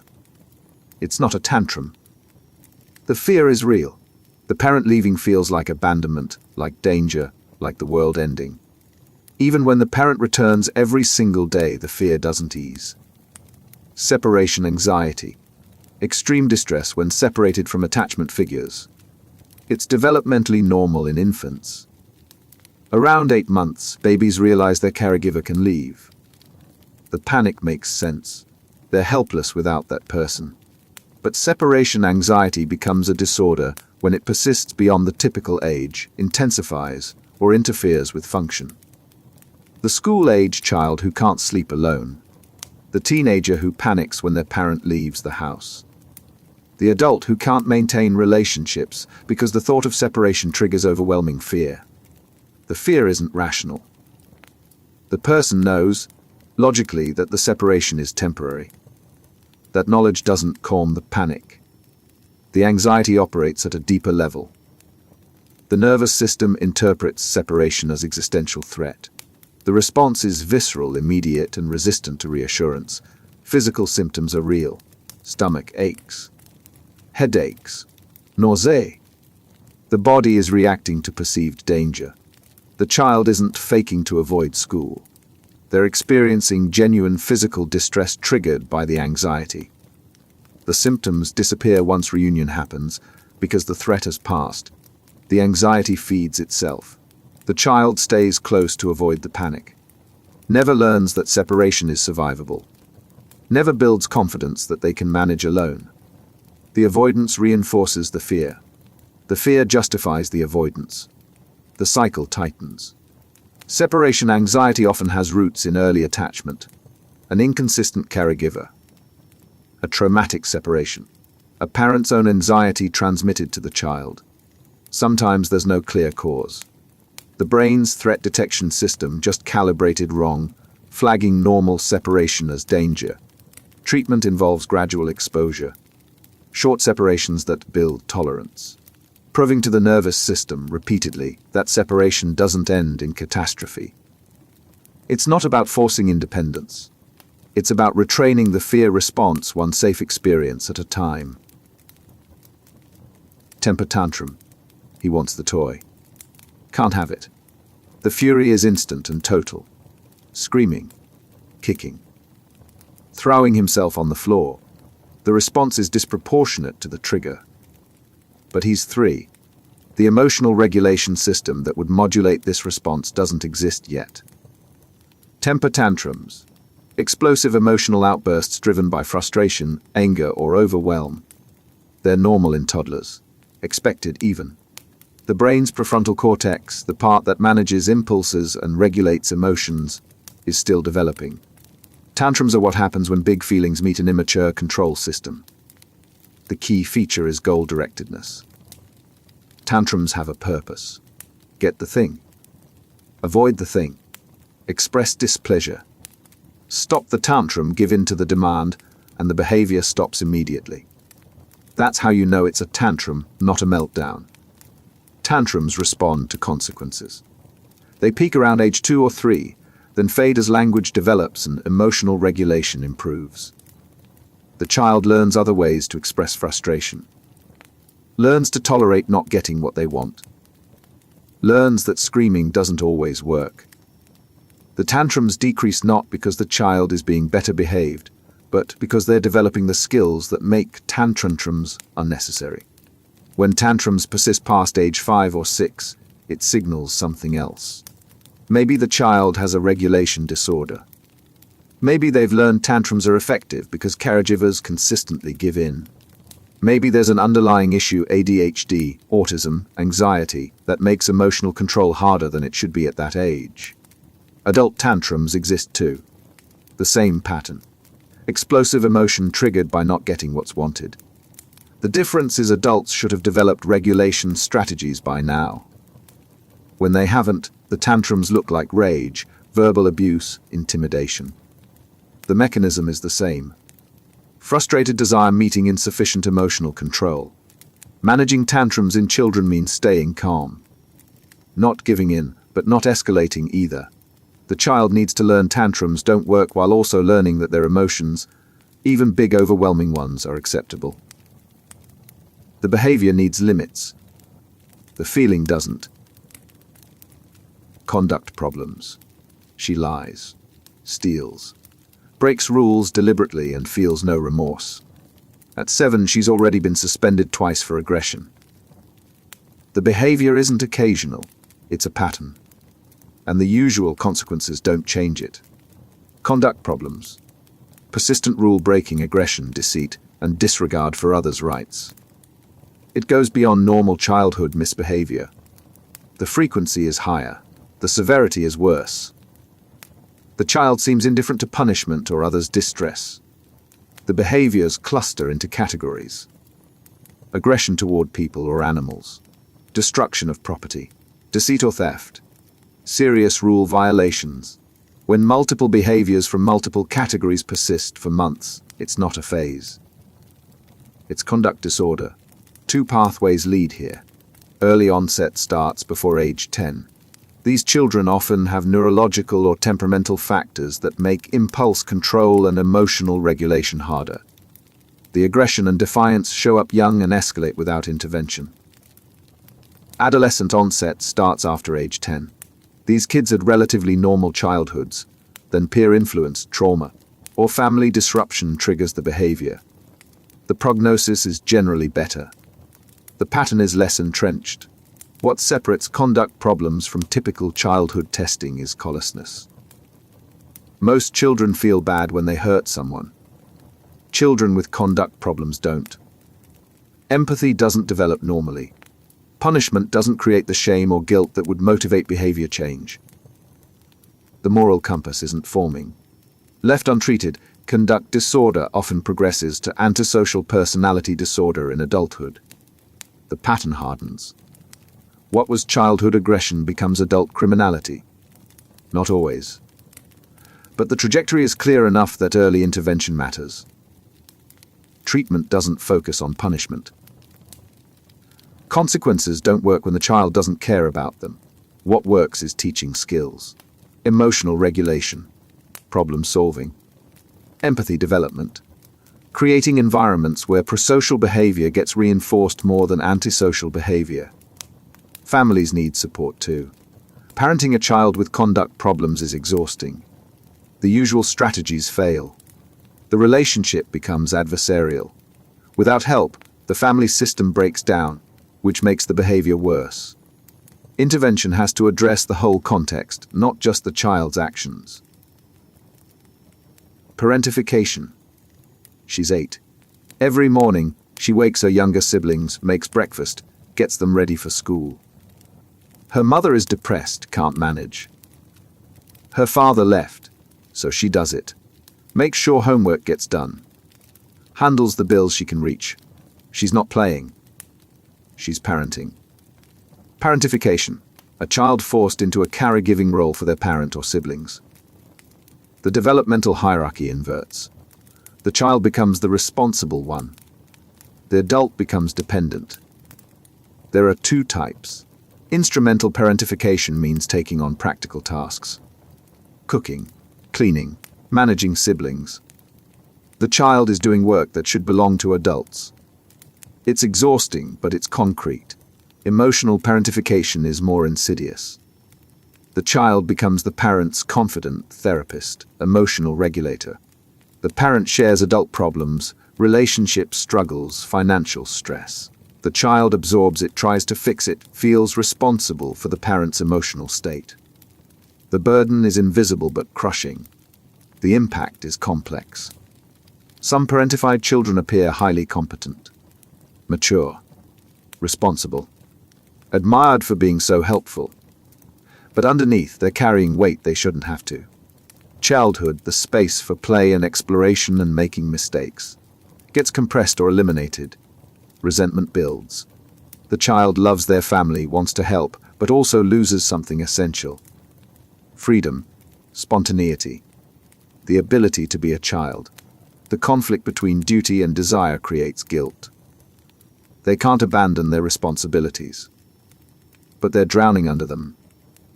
Long-term effects include difficulty setting boundaries. Parentified children learn early that their needs come last. They become adults who overfunction in relationships, taking care of everyone, never asking for help. The pattern feels normal because it's all they've known. Trust issues develop too. The child learned adults can't be relied on. They had to be the reliable one. So in adult relationships, they struggle to depend on others.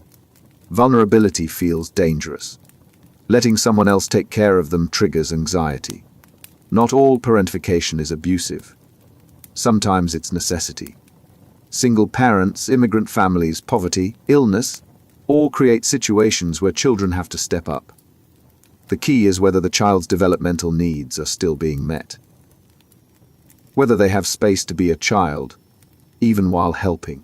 When that space disappears entirely, parentification crosses into harm. Emotional invalidation in childhood. She's crying. Her father says, "Stop being dramatic. It's not a big deal." She's scared. Her mother says, "There's nothing to be afraid of. Don't be such a baby." She's angry. Calm down. You're overreacting. Every feeling she has gets dismissed, minimized, rejected. She learns to stop sharing. Eventually, she stops feeling. Emotional invalidation. Consistently dismissing, minimizing, or rejecting a child's emotional experiences. It teaches the child that their feelings are wrong, unacceptable, too much. The message lands deep. Your internal experience doesn't matter. It's not always hostile. Sometimes it's well-meaning. Parents trying to make the child feel better by saying the emotion isn't necessary. Don't cry, you're fine. The intent is comfort. The impact is invalidation. The child hears that their assessment of the situation is incorrect, that their emotional response is a mistake. Chronic invalidation warps emotional development. The child stops trusting their own feelings. If everyone says you're not sad, maybe you're not. If they say you're overreacting, maybe you are. The internal signal gets overridden by external judgment. The child loses the ability to accurately identify and trust their emotions. Emotional regulation becomes impossible. You can't regulate an emotion you can't acknowledge. The child learns to suppress instead. Push the feeling down. Pretend it doesn't exist. But suppression isn't regulation. The emotion doesn't disappear. It just goes underground, building pressure. Relationships suffer. The person who grew up invalidated either overshares, desperately seeking validation they never got, or shuts down entirely, not trusting anyone with their feelings. Both patterns create distance. Both stem from the same wound. The belief that emotional honesty is unwelcome. Self-invalidation becomes automatic. The person doesn't need others to dismiss their feelings anymore. They do it themselves. I'm being stupid. I shouldn't feel this way. It's not a big deal. The parent's voice becomes their own internal dialogue. The invalidation continues even when the parent is gone. Repair requires relearning that emotions are information, not mistakes. That feeling something doesn't require justification. That internal experience is valid whether or not it makes sense to others. It's slow work undoing years of learned suppression. But it's possible. The feelings were always there. They just need permission to exist. Learned compliance. She never says no, never pushes back. When asked to do something, she does it immediately, quietly, without question. Teachers love her. She's so well behaved. So easy. But watch closely. There's no decision happening. Just automatic obedience. The compliance isn't willingness. It's learned survival. Learned compliance. Adapting to environments where resistance was punished so consistently that autonomy disappeared. The child learned that expressing preferences, setting boundaries, or refusing demands led to consequences worse than compliance. So they stopped trying. It develops in high-control environments, authoritarian parenting, abusive homes, institutional settings where children have no power. The message is clear and repeated. Your wants don't matter. Your comfort doesn't matter. Obey or face punishment. The child absorbs it. Compliance becomes automatic. The behavior looks positive. The compliant child doesn't cause problems, doesn't argue, doesn't disrupt. Adults praise it.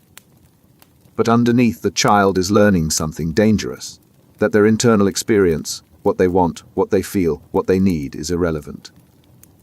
That survival means erasing themselves. Autonomy never develops. Decision-making requires practice. Learned compliance children don't get that practice. Adults make every choice for them. The child learns to wait for instruction, not to initiate. They become passive. Not because they lack capability.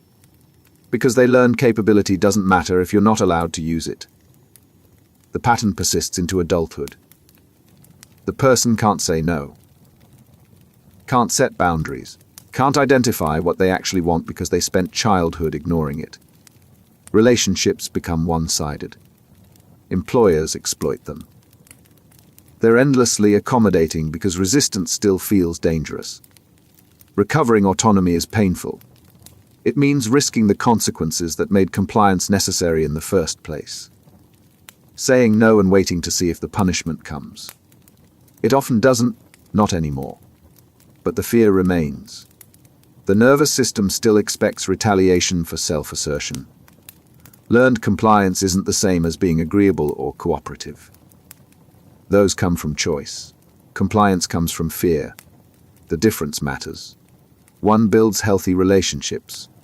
The other erases the self. Giftedness. By age 4, she's reading chapter books. By 6, she's doing math problems meant for middle schoolers. Teachers say she's gifted. They're right. But giftedness isn't just being smart. It's a different cognitive wiring that creates as many challenges as advantages. Giftedness. Significantly advanced intellectual ability compared to same-age peers. It's not about effort or achievement. It's about processing speed, pattern recognition, abstract thinking capacity. The brain operates at a different level. The common image is the straighter student who breezes through school. That's rarely the reality. Gifted children often struggle. The curriculum moves too slowly. They're bored. Frustrated. They finish work in minutes, then sit with nothing to do. The environment isn't built for how fast their brain works. Social isolation is common. Gifted children think differently. Their interests don't match their age peers. They want to discuss complex topics. Other kids want to play. The intellectual gap creates social distance. They're too advanced for their age group but too young for older peers who match their cognitive level. Perfectionism develops frequently. The gifted child is used to things being easy. When they finally encounter something difficult, they don't have coping strategies. They've never needed to struggle, so they don't know how. The first real challenge feels like failure. They quit rather than risk being imperfect. Emotional intensity often accompanies giftedness. The same brain that processes information quickly also processes emotions intensely. Small disappointments feel catastrophic. Injustice, even in stories, triggers genuine distress. The emotional volume is turned up as high as the intellectual capacity. Asynchronous development is the norm.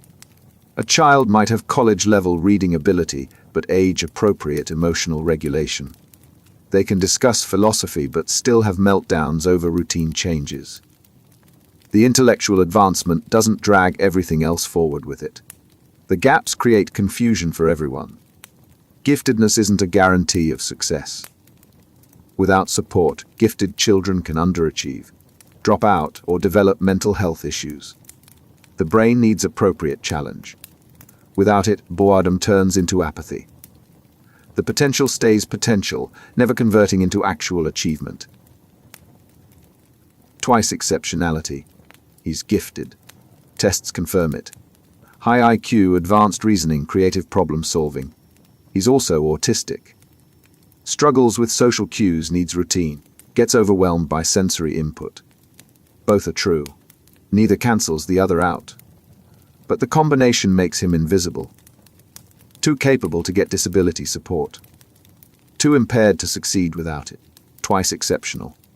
Being both gifted and having a disability. Learning disability. ADHD. Autism. The giftedness and the disability exist simultaneously. They don't balance out. They create a unique profile that standard systems can't handle. The disability often masks the giftedness. The dyslexic child who can't read grade-level text doesn't get tested for advanced reasoning. The ADHD child who can't finish assignments doesn't get recognized for creative thinking. The autism interferes with demonstrating knowledge. The giftedness goes unnoticed. The giftedness can mask the disability too. The child compensates. Uses advanced reasoning to work around the deficit. Memorizes instead of reading. Hyperfocuses to overcome attention issues. The strategies work for a while. But the effort is exhausting. Eventually, the compensation breaks down. By then, they're years behind on getting support.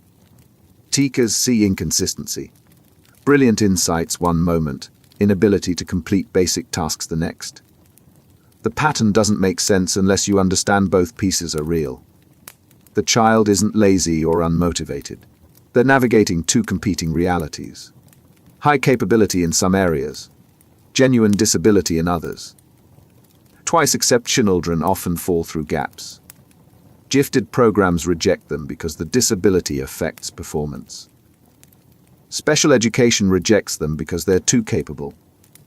They end up in regular classrooms that meet neither need. Unchallenged intellectually. Unsupported in their struggles. Self-esteem suffers. The child knows they're smart. They also know things that should be easy aren't. The gap between potential and performance creates constant frustration. They feel like they're failing at something they should be good at. The internal experience is exhausting. Proper support requires addressing both sides. Intellectual challenge for the giftedness. Accommodations for the disability. Not one or the other. Both. When that happens, twice-exceptional children thrive. But getting systems to recognize and support both simultaneously is still rare. Developmental coordination disorder. Every PE class is humiliation. Can't catch the ball. Can't kick straight. Trips over his own feet. Other kids groan when he's on their team. He's trying. He's trying as hard as anyone. His body just won't cooperate. The signals from brain to muscle keep getting scrambled. Developmental coordination disorder. The same condition as dyspraxia. Motor planning and execution don't work smoothly. Movements that should become automatic through practice stay effortful and imprecise. It's not muscle weakness. It's the brain's ability to coordinate movement. Gross motor skills struggle. Running looks awkward. Balance is poor. Catching and throwing require intense concentration and still often fail. Sports, the social currency of childhood, become a source of shame instead of connection. Fine motor skills suffer too. Handwriting is messy, slow, painful. Using utensils takes focus. Buttoning shirts, tying shoes, tasks other children master young, stay difficult. The child needs help with things they should be able to do independently. The effort is invisible. Observers see the outcome, clumsy, slow, imprecise, and assume lack of trying. They don't see the intense cognitive work happening. Every movement requires conscious planning. Nothing is automatic. The child is working harder than anyone else just to move through space. Academic impact is real. Handwriting difficulties slow written work. The child knows the answer but can't write it fast enough. PE struggles affect social status. Art projects are frustrating. The coordination issues reach into every part of school life. Social consequences compound everything. Children are excluded from games because they can't keep up. They're teased for being clumsy. The exclusion and mockery erode confidence. The child stops trying. Not because they don't care, because repeated failure hurts too much. Occupational therapy helps. Breaking movements into smaller components. Practicing until the motor plan strengthens. But progress is slow. Some movements never become automatic. The goal isn't normal coordination. It's functional adaptation. Finding ways to navigate a world built for bodies that cooperate more easily. Childhood apraxia of speech. She knows what she wants to say. The words are clear in her mind. Her mouth won't form them. She tries. The sounds come out wrong, scrambled, nothing like what she intended. She tries again. Still wrong. Frustration builds. The gap between thought and speech is unbridgeable. Childhood apraxia of speech. A motor planning disorder affecting the ability to coordinate the movements needed for speech. The brain can't reliably send the right signals to the muscles that control the jaw, tongue, and lips. It's not a language disorder.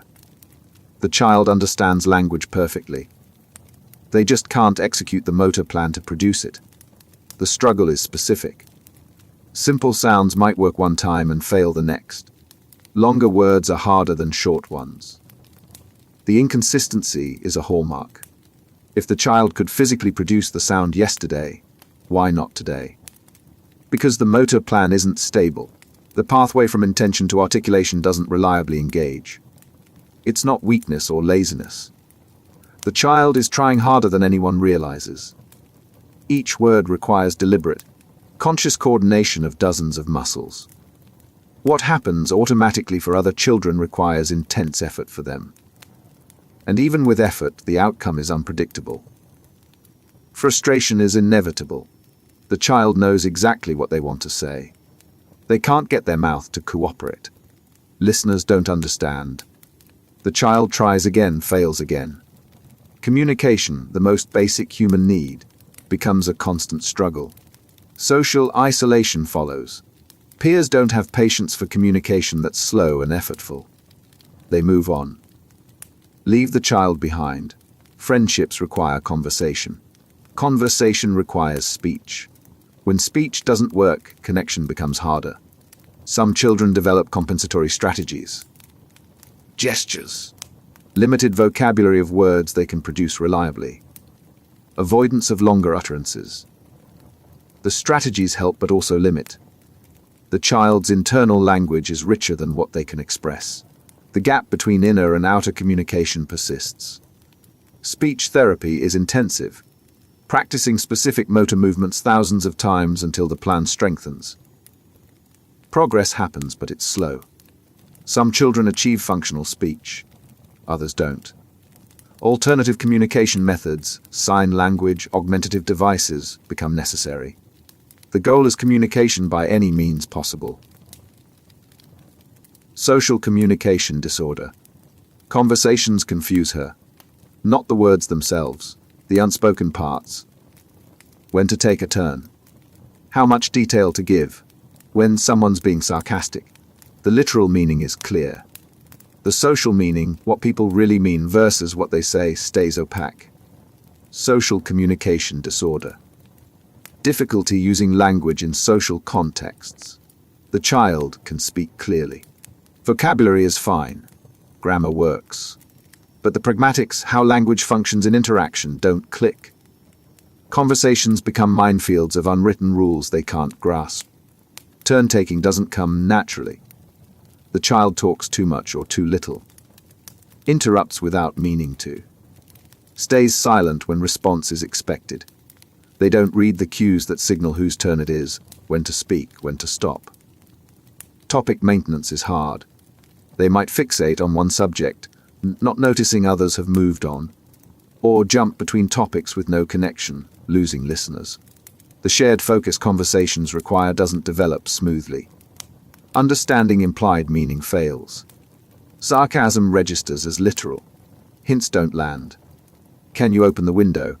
Gets heard as a question about ability, not a request for action. The gap between literal and intended meaning creates constant miscommunication.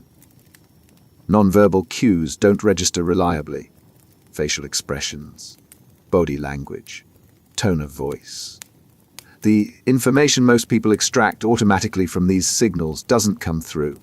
The child relies on words alone. Misses half the communication. Social relationships suffer. Peers find the child odd. Conversations feel off. The child wants connection but doesn't know how to build it. They're trying to follow rules they can't see. Every interaction is guesswork. Social communication disorder can exist alone or alongside other conditions. Autism often includes these difficulties. But SCD is the diagnosis when social communication is the primary issue, without the restricted interests or sensory features autism includes. Therapy focuses on teaching explicitly what others learn implicitly. Here's how to know it's your turn. Here's what this facial expression means. Here's how to stay on topic. The rules have to be made visible, practiced deliberately. What should be intuitive becomes a learned skill set. Reactive attachment disorder. She doesn't seek comfort. When she falls and scrapes her knee, she doesn't cry, doesn't run to anyone. Just sits there. When her foster mother tries to help, she pulls away. Not because she's independent, because she learned early that adults don't help. They hurt or they disappear. Trust never formed. Reactive attachment disorder. Severe disruption in attachment formation caused by early neglect or abuse. The child didn't have a consistent caregiver. The foundational bond that should develop in infancy never happened. The result is a child who doesn't seek comfort, doesn't trust adults, doesn't form normal attachments. The pattern is withdrawal. The child is emotionally shut down around caregivers, shows minimal response when distressed, doesn't look to adults for support. It's not shyness. It's protective detachment. The child learned that caregivers are unreliable at best, dangerous at worst. Emotional regulation is impaired. The child never learned to use a caregiver to soothe the distress. So self-soothing doesn't develop either. Emotions overwhelm them with no path to resolution. They shut down instead. Go numb. Disconnect. RAI develops in extreme circumstances. Institutional care with rotating staff. Severe neglect where basic needs go unmet. Abuse where the caregiver is the threat. The child's attachment system tries to form bonds but finds no one consistent or safe to bond with. Eventually, the system stops trying. The prognosis depends on intervention timing. Young children placed in stable, responsive homes can develop secure attachments. The earlier the placement, the better the outcome. But the longer the child spent without consistent care, the harder it becomes to build trust.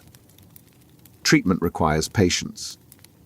The child has to learn slowly that this caregiver is different. That trust is possible. That comfort is real. It's not about forcing affection. It's about proving reliability through hundreds of small, consistent interactions. Disinhibited social engagement disorder. He walks up to strangers like they're old friends. Hugs people he just met. Wanders off with anyone. There's no stranger danger, no caution, no appropriate boundaries.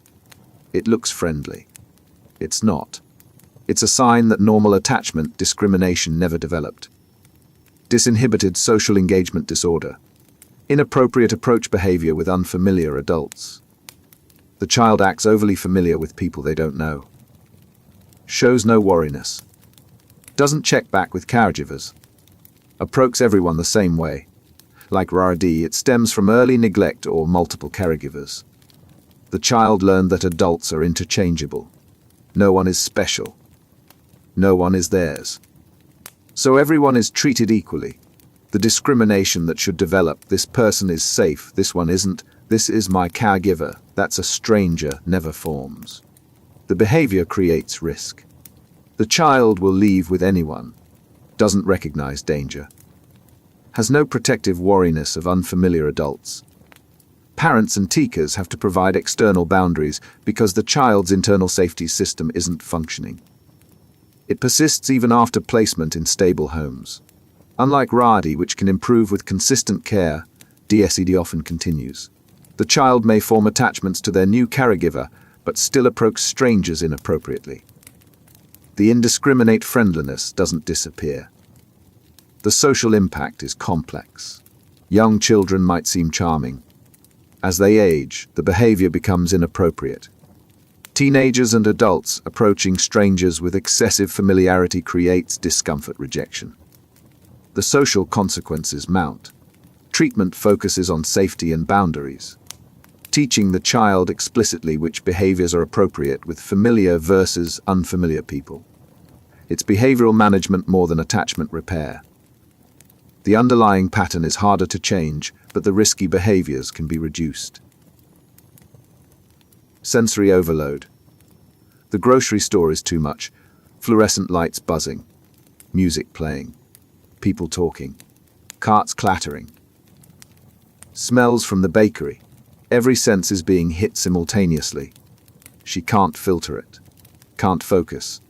The input keeps coming, overwhelming, unbearable. She covers her ears, shuts her eyes, but it's not enough. The overload is total. Sensory overload. The nervous system receiving more input than it can process. For most people, the brain automatically filters sensory information. Relevant signals get through. Irrelevant ones get dampened. But when that filter fails, everything floods in at full volume. The trigger is cumulative. One loud noise might be manageable. Add visual stimulation, unfamiliar smells, physical discomfort, and the system hits capacity. There's no more room to process. The brain is maxed out. New input can't be integrated. It just piles on, creating mounting distress. The response is shutdown or meltdown. Shutdown means going still, silent, unreachable. The system protects itself by cutting off. Meltdown means explosive release. Screaming, aggression, flight. The overload discharges outward. Either way, control is gone. Recovery takes time. Even after leaving the overwhelming environment, the nervous system stays dysregulated. It takes hours, sometimes longer, to return to baseline. The person can't just calm down on command. The system has to reset at its own pace. Avoidance becomes a strategy. If certain environments reliably cause overload, the person stops going. Grocery stores, malls, concerts, anywhere with high sensory input becomes off limits. The avoidance protects them but also limits their life. Prevention works better than intervention. Reducing input before overload hits. Noise-cancelling headphones. Sunglasses. Leaving before the threshold is reached. Once overload happens, there's no quick fix. The goal is keeping the system within tolerable limits. Emotional contagion in children. One child starts crying. Within minutes, 3 others are crying too. They don't know why. They weren't upset before. But the first child's distress spread. Caught like a cold. Emotional contagion. children absorbing and reflecting the emotions around them without conscious awareness. Young children are particularly susceptible. Their emotional boundaries are porous. They haven't developed the ability to separate their feelings from others. When someone nearby feels something intensely, the child feels it too. It's not empathy. Empathy is understanding another person's emotion while maintaining your own state. Contagion is catching the emotion directly. The child doesn't think she's sad. They just become sad. The distinction matters. The mechanism is mirror neurons and underdeveloped emotional regulation. The brain is wired to resonate with others' emotional states. In children, the system that would modulate that resonance isn't mature yet. The emotion transfers without filter. Anxious parents create anxious children through this process. The parent's chronic worry, even unspoken, transmits. The child picks up the emotional tone and mirrors it. The anxiety becomes theirs, not because they have reason to be anxious, but because the emotional environment is saturated with it. Classroom dynamics run on contagion. One child's excitement elevates the whole group. One child's distress can destabilize everyone. Teachers managing emotional contagion are managing the collective nervous system, not just individual children. The susceptibility decreases with age. As emotional regulation develops, children learn to maintain their own state despite what others are feeling. But some people stay highly susceptible. Adult emotional sponges who absorb everything around them often were children whose boundaries never fully formed. Routines dependence. The morning routine is exact. Breakfast at the same time. Same bowl. Same spoon. Same seat. If anything changes, panic. Not frustration. Panic. The routine isn't preference. It's scaffolding. Without it, the day feels impossible to navigate. Routines dependence. Relying on predictable sequences to manage anxiety and maintain function. The routine creates a framework, a known path through uncertain terrain. Deviation from the routine doesn't just feel wrong. It feels catastrophic. For autistic children and those with anxiety disorders, routines serve a critical function. They reduce cognitive load. When the sequence is known, the child doesn't have to process what comes next. They can predict, anticipate, prepare. The mental energy saved is significant. Flexibility becomes impossible. The routine is rigid because flexibility requires tolerance for uncertainty. The child can't handle uncertainty. The routine eliminates it. Asking them to be flexible is asking them to function without the support system they built. Disruptions cause real distress. A different route to school. A substitute teacher. Dinner at a different time. Small changes that others barely notice register as emergencies. The child's nervous system interprets deviation as danger. The reaction is proportionate to that perceived threat, not to the objective insignificance of the change. The dependence can intensify.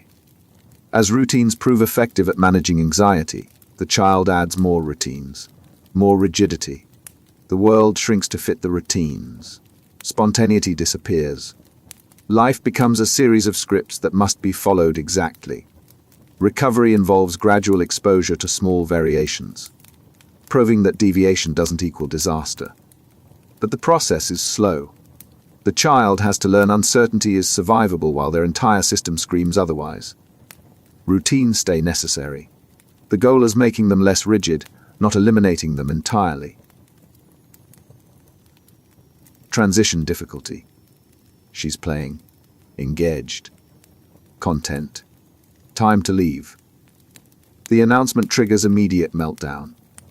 Not because she doesn't want to leave eventually, because the shift from this activity to the next feels impossible. The transition itself is the crisis. Transition difficulty. Struggling to move between activities, locations, or mental states. The change, any change, creates distress disproportionate to what's being asked. It's not about the destination. It's about the act of transitioning. The brain gets stuck in the current state. Leaving requires disengaging from one thing and engaging with another. For most people, that switch happens smoothly. For children with transition difficulty, the switch doesn't engage. They're locked in the present activity. Moving forward requires breaking something that feels unbreakable. Executive function plays a role. Transitions require planning, mental shifting, inhibiting the current focus. When executive function is weak, each of those steps becomes a separate challenge.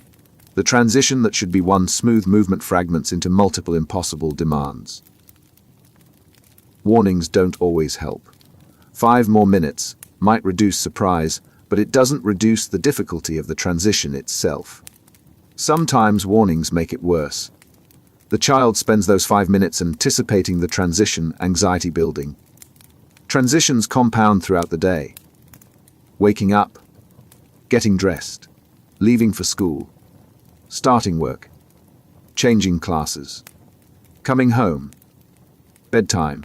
Every shift is a hurdle. By the end of the day, the child has navigated dozens of micro-transitions. The cumulative toll is exhausting. Strategies focus on reducing demand and creating bridges. Transition objects, something familiar carried from one activity to the next. Consistent routines that make the sequence predictable, allowing time for the shift rather than rushing it. The transition becomes less abrupt, more gradual. The difficulty doesn't disappear with age. Adults with ADHD and autism still struggle with transitions, starting tasks, stopping tasks, shifting mental gears. The pattern persists. But understanding it makes it manageable.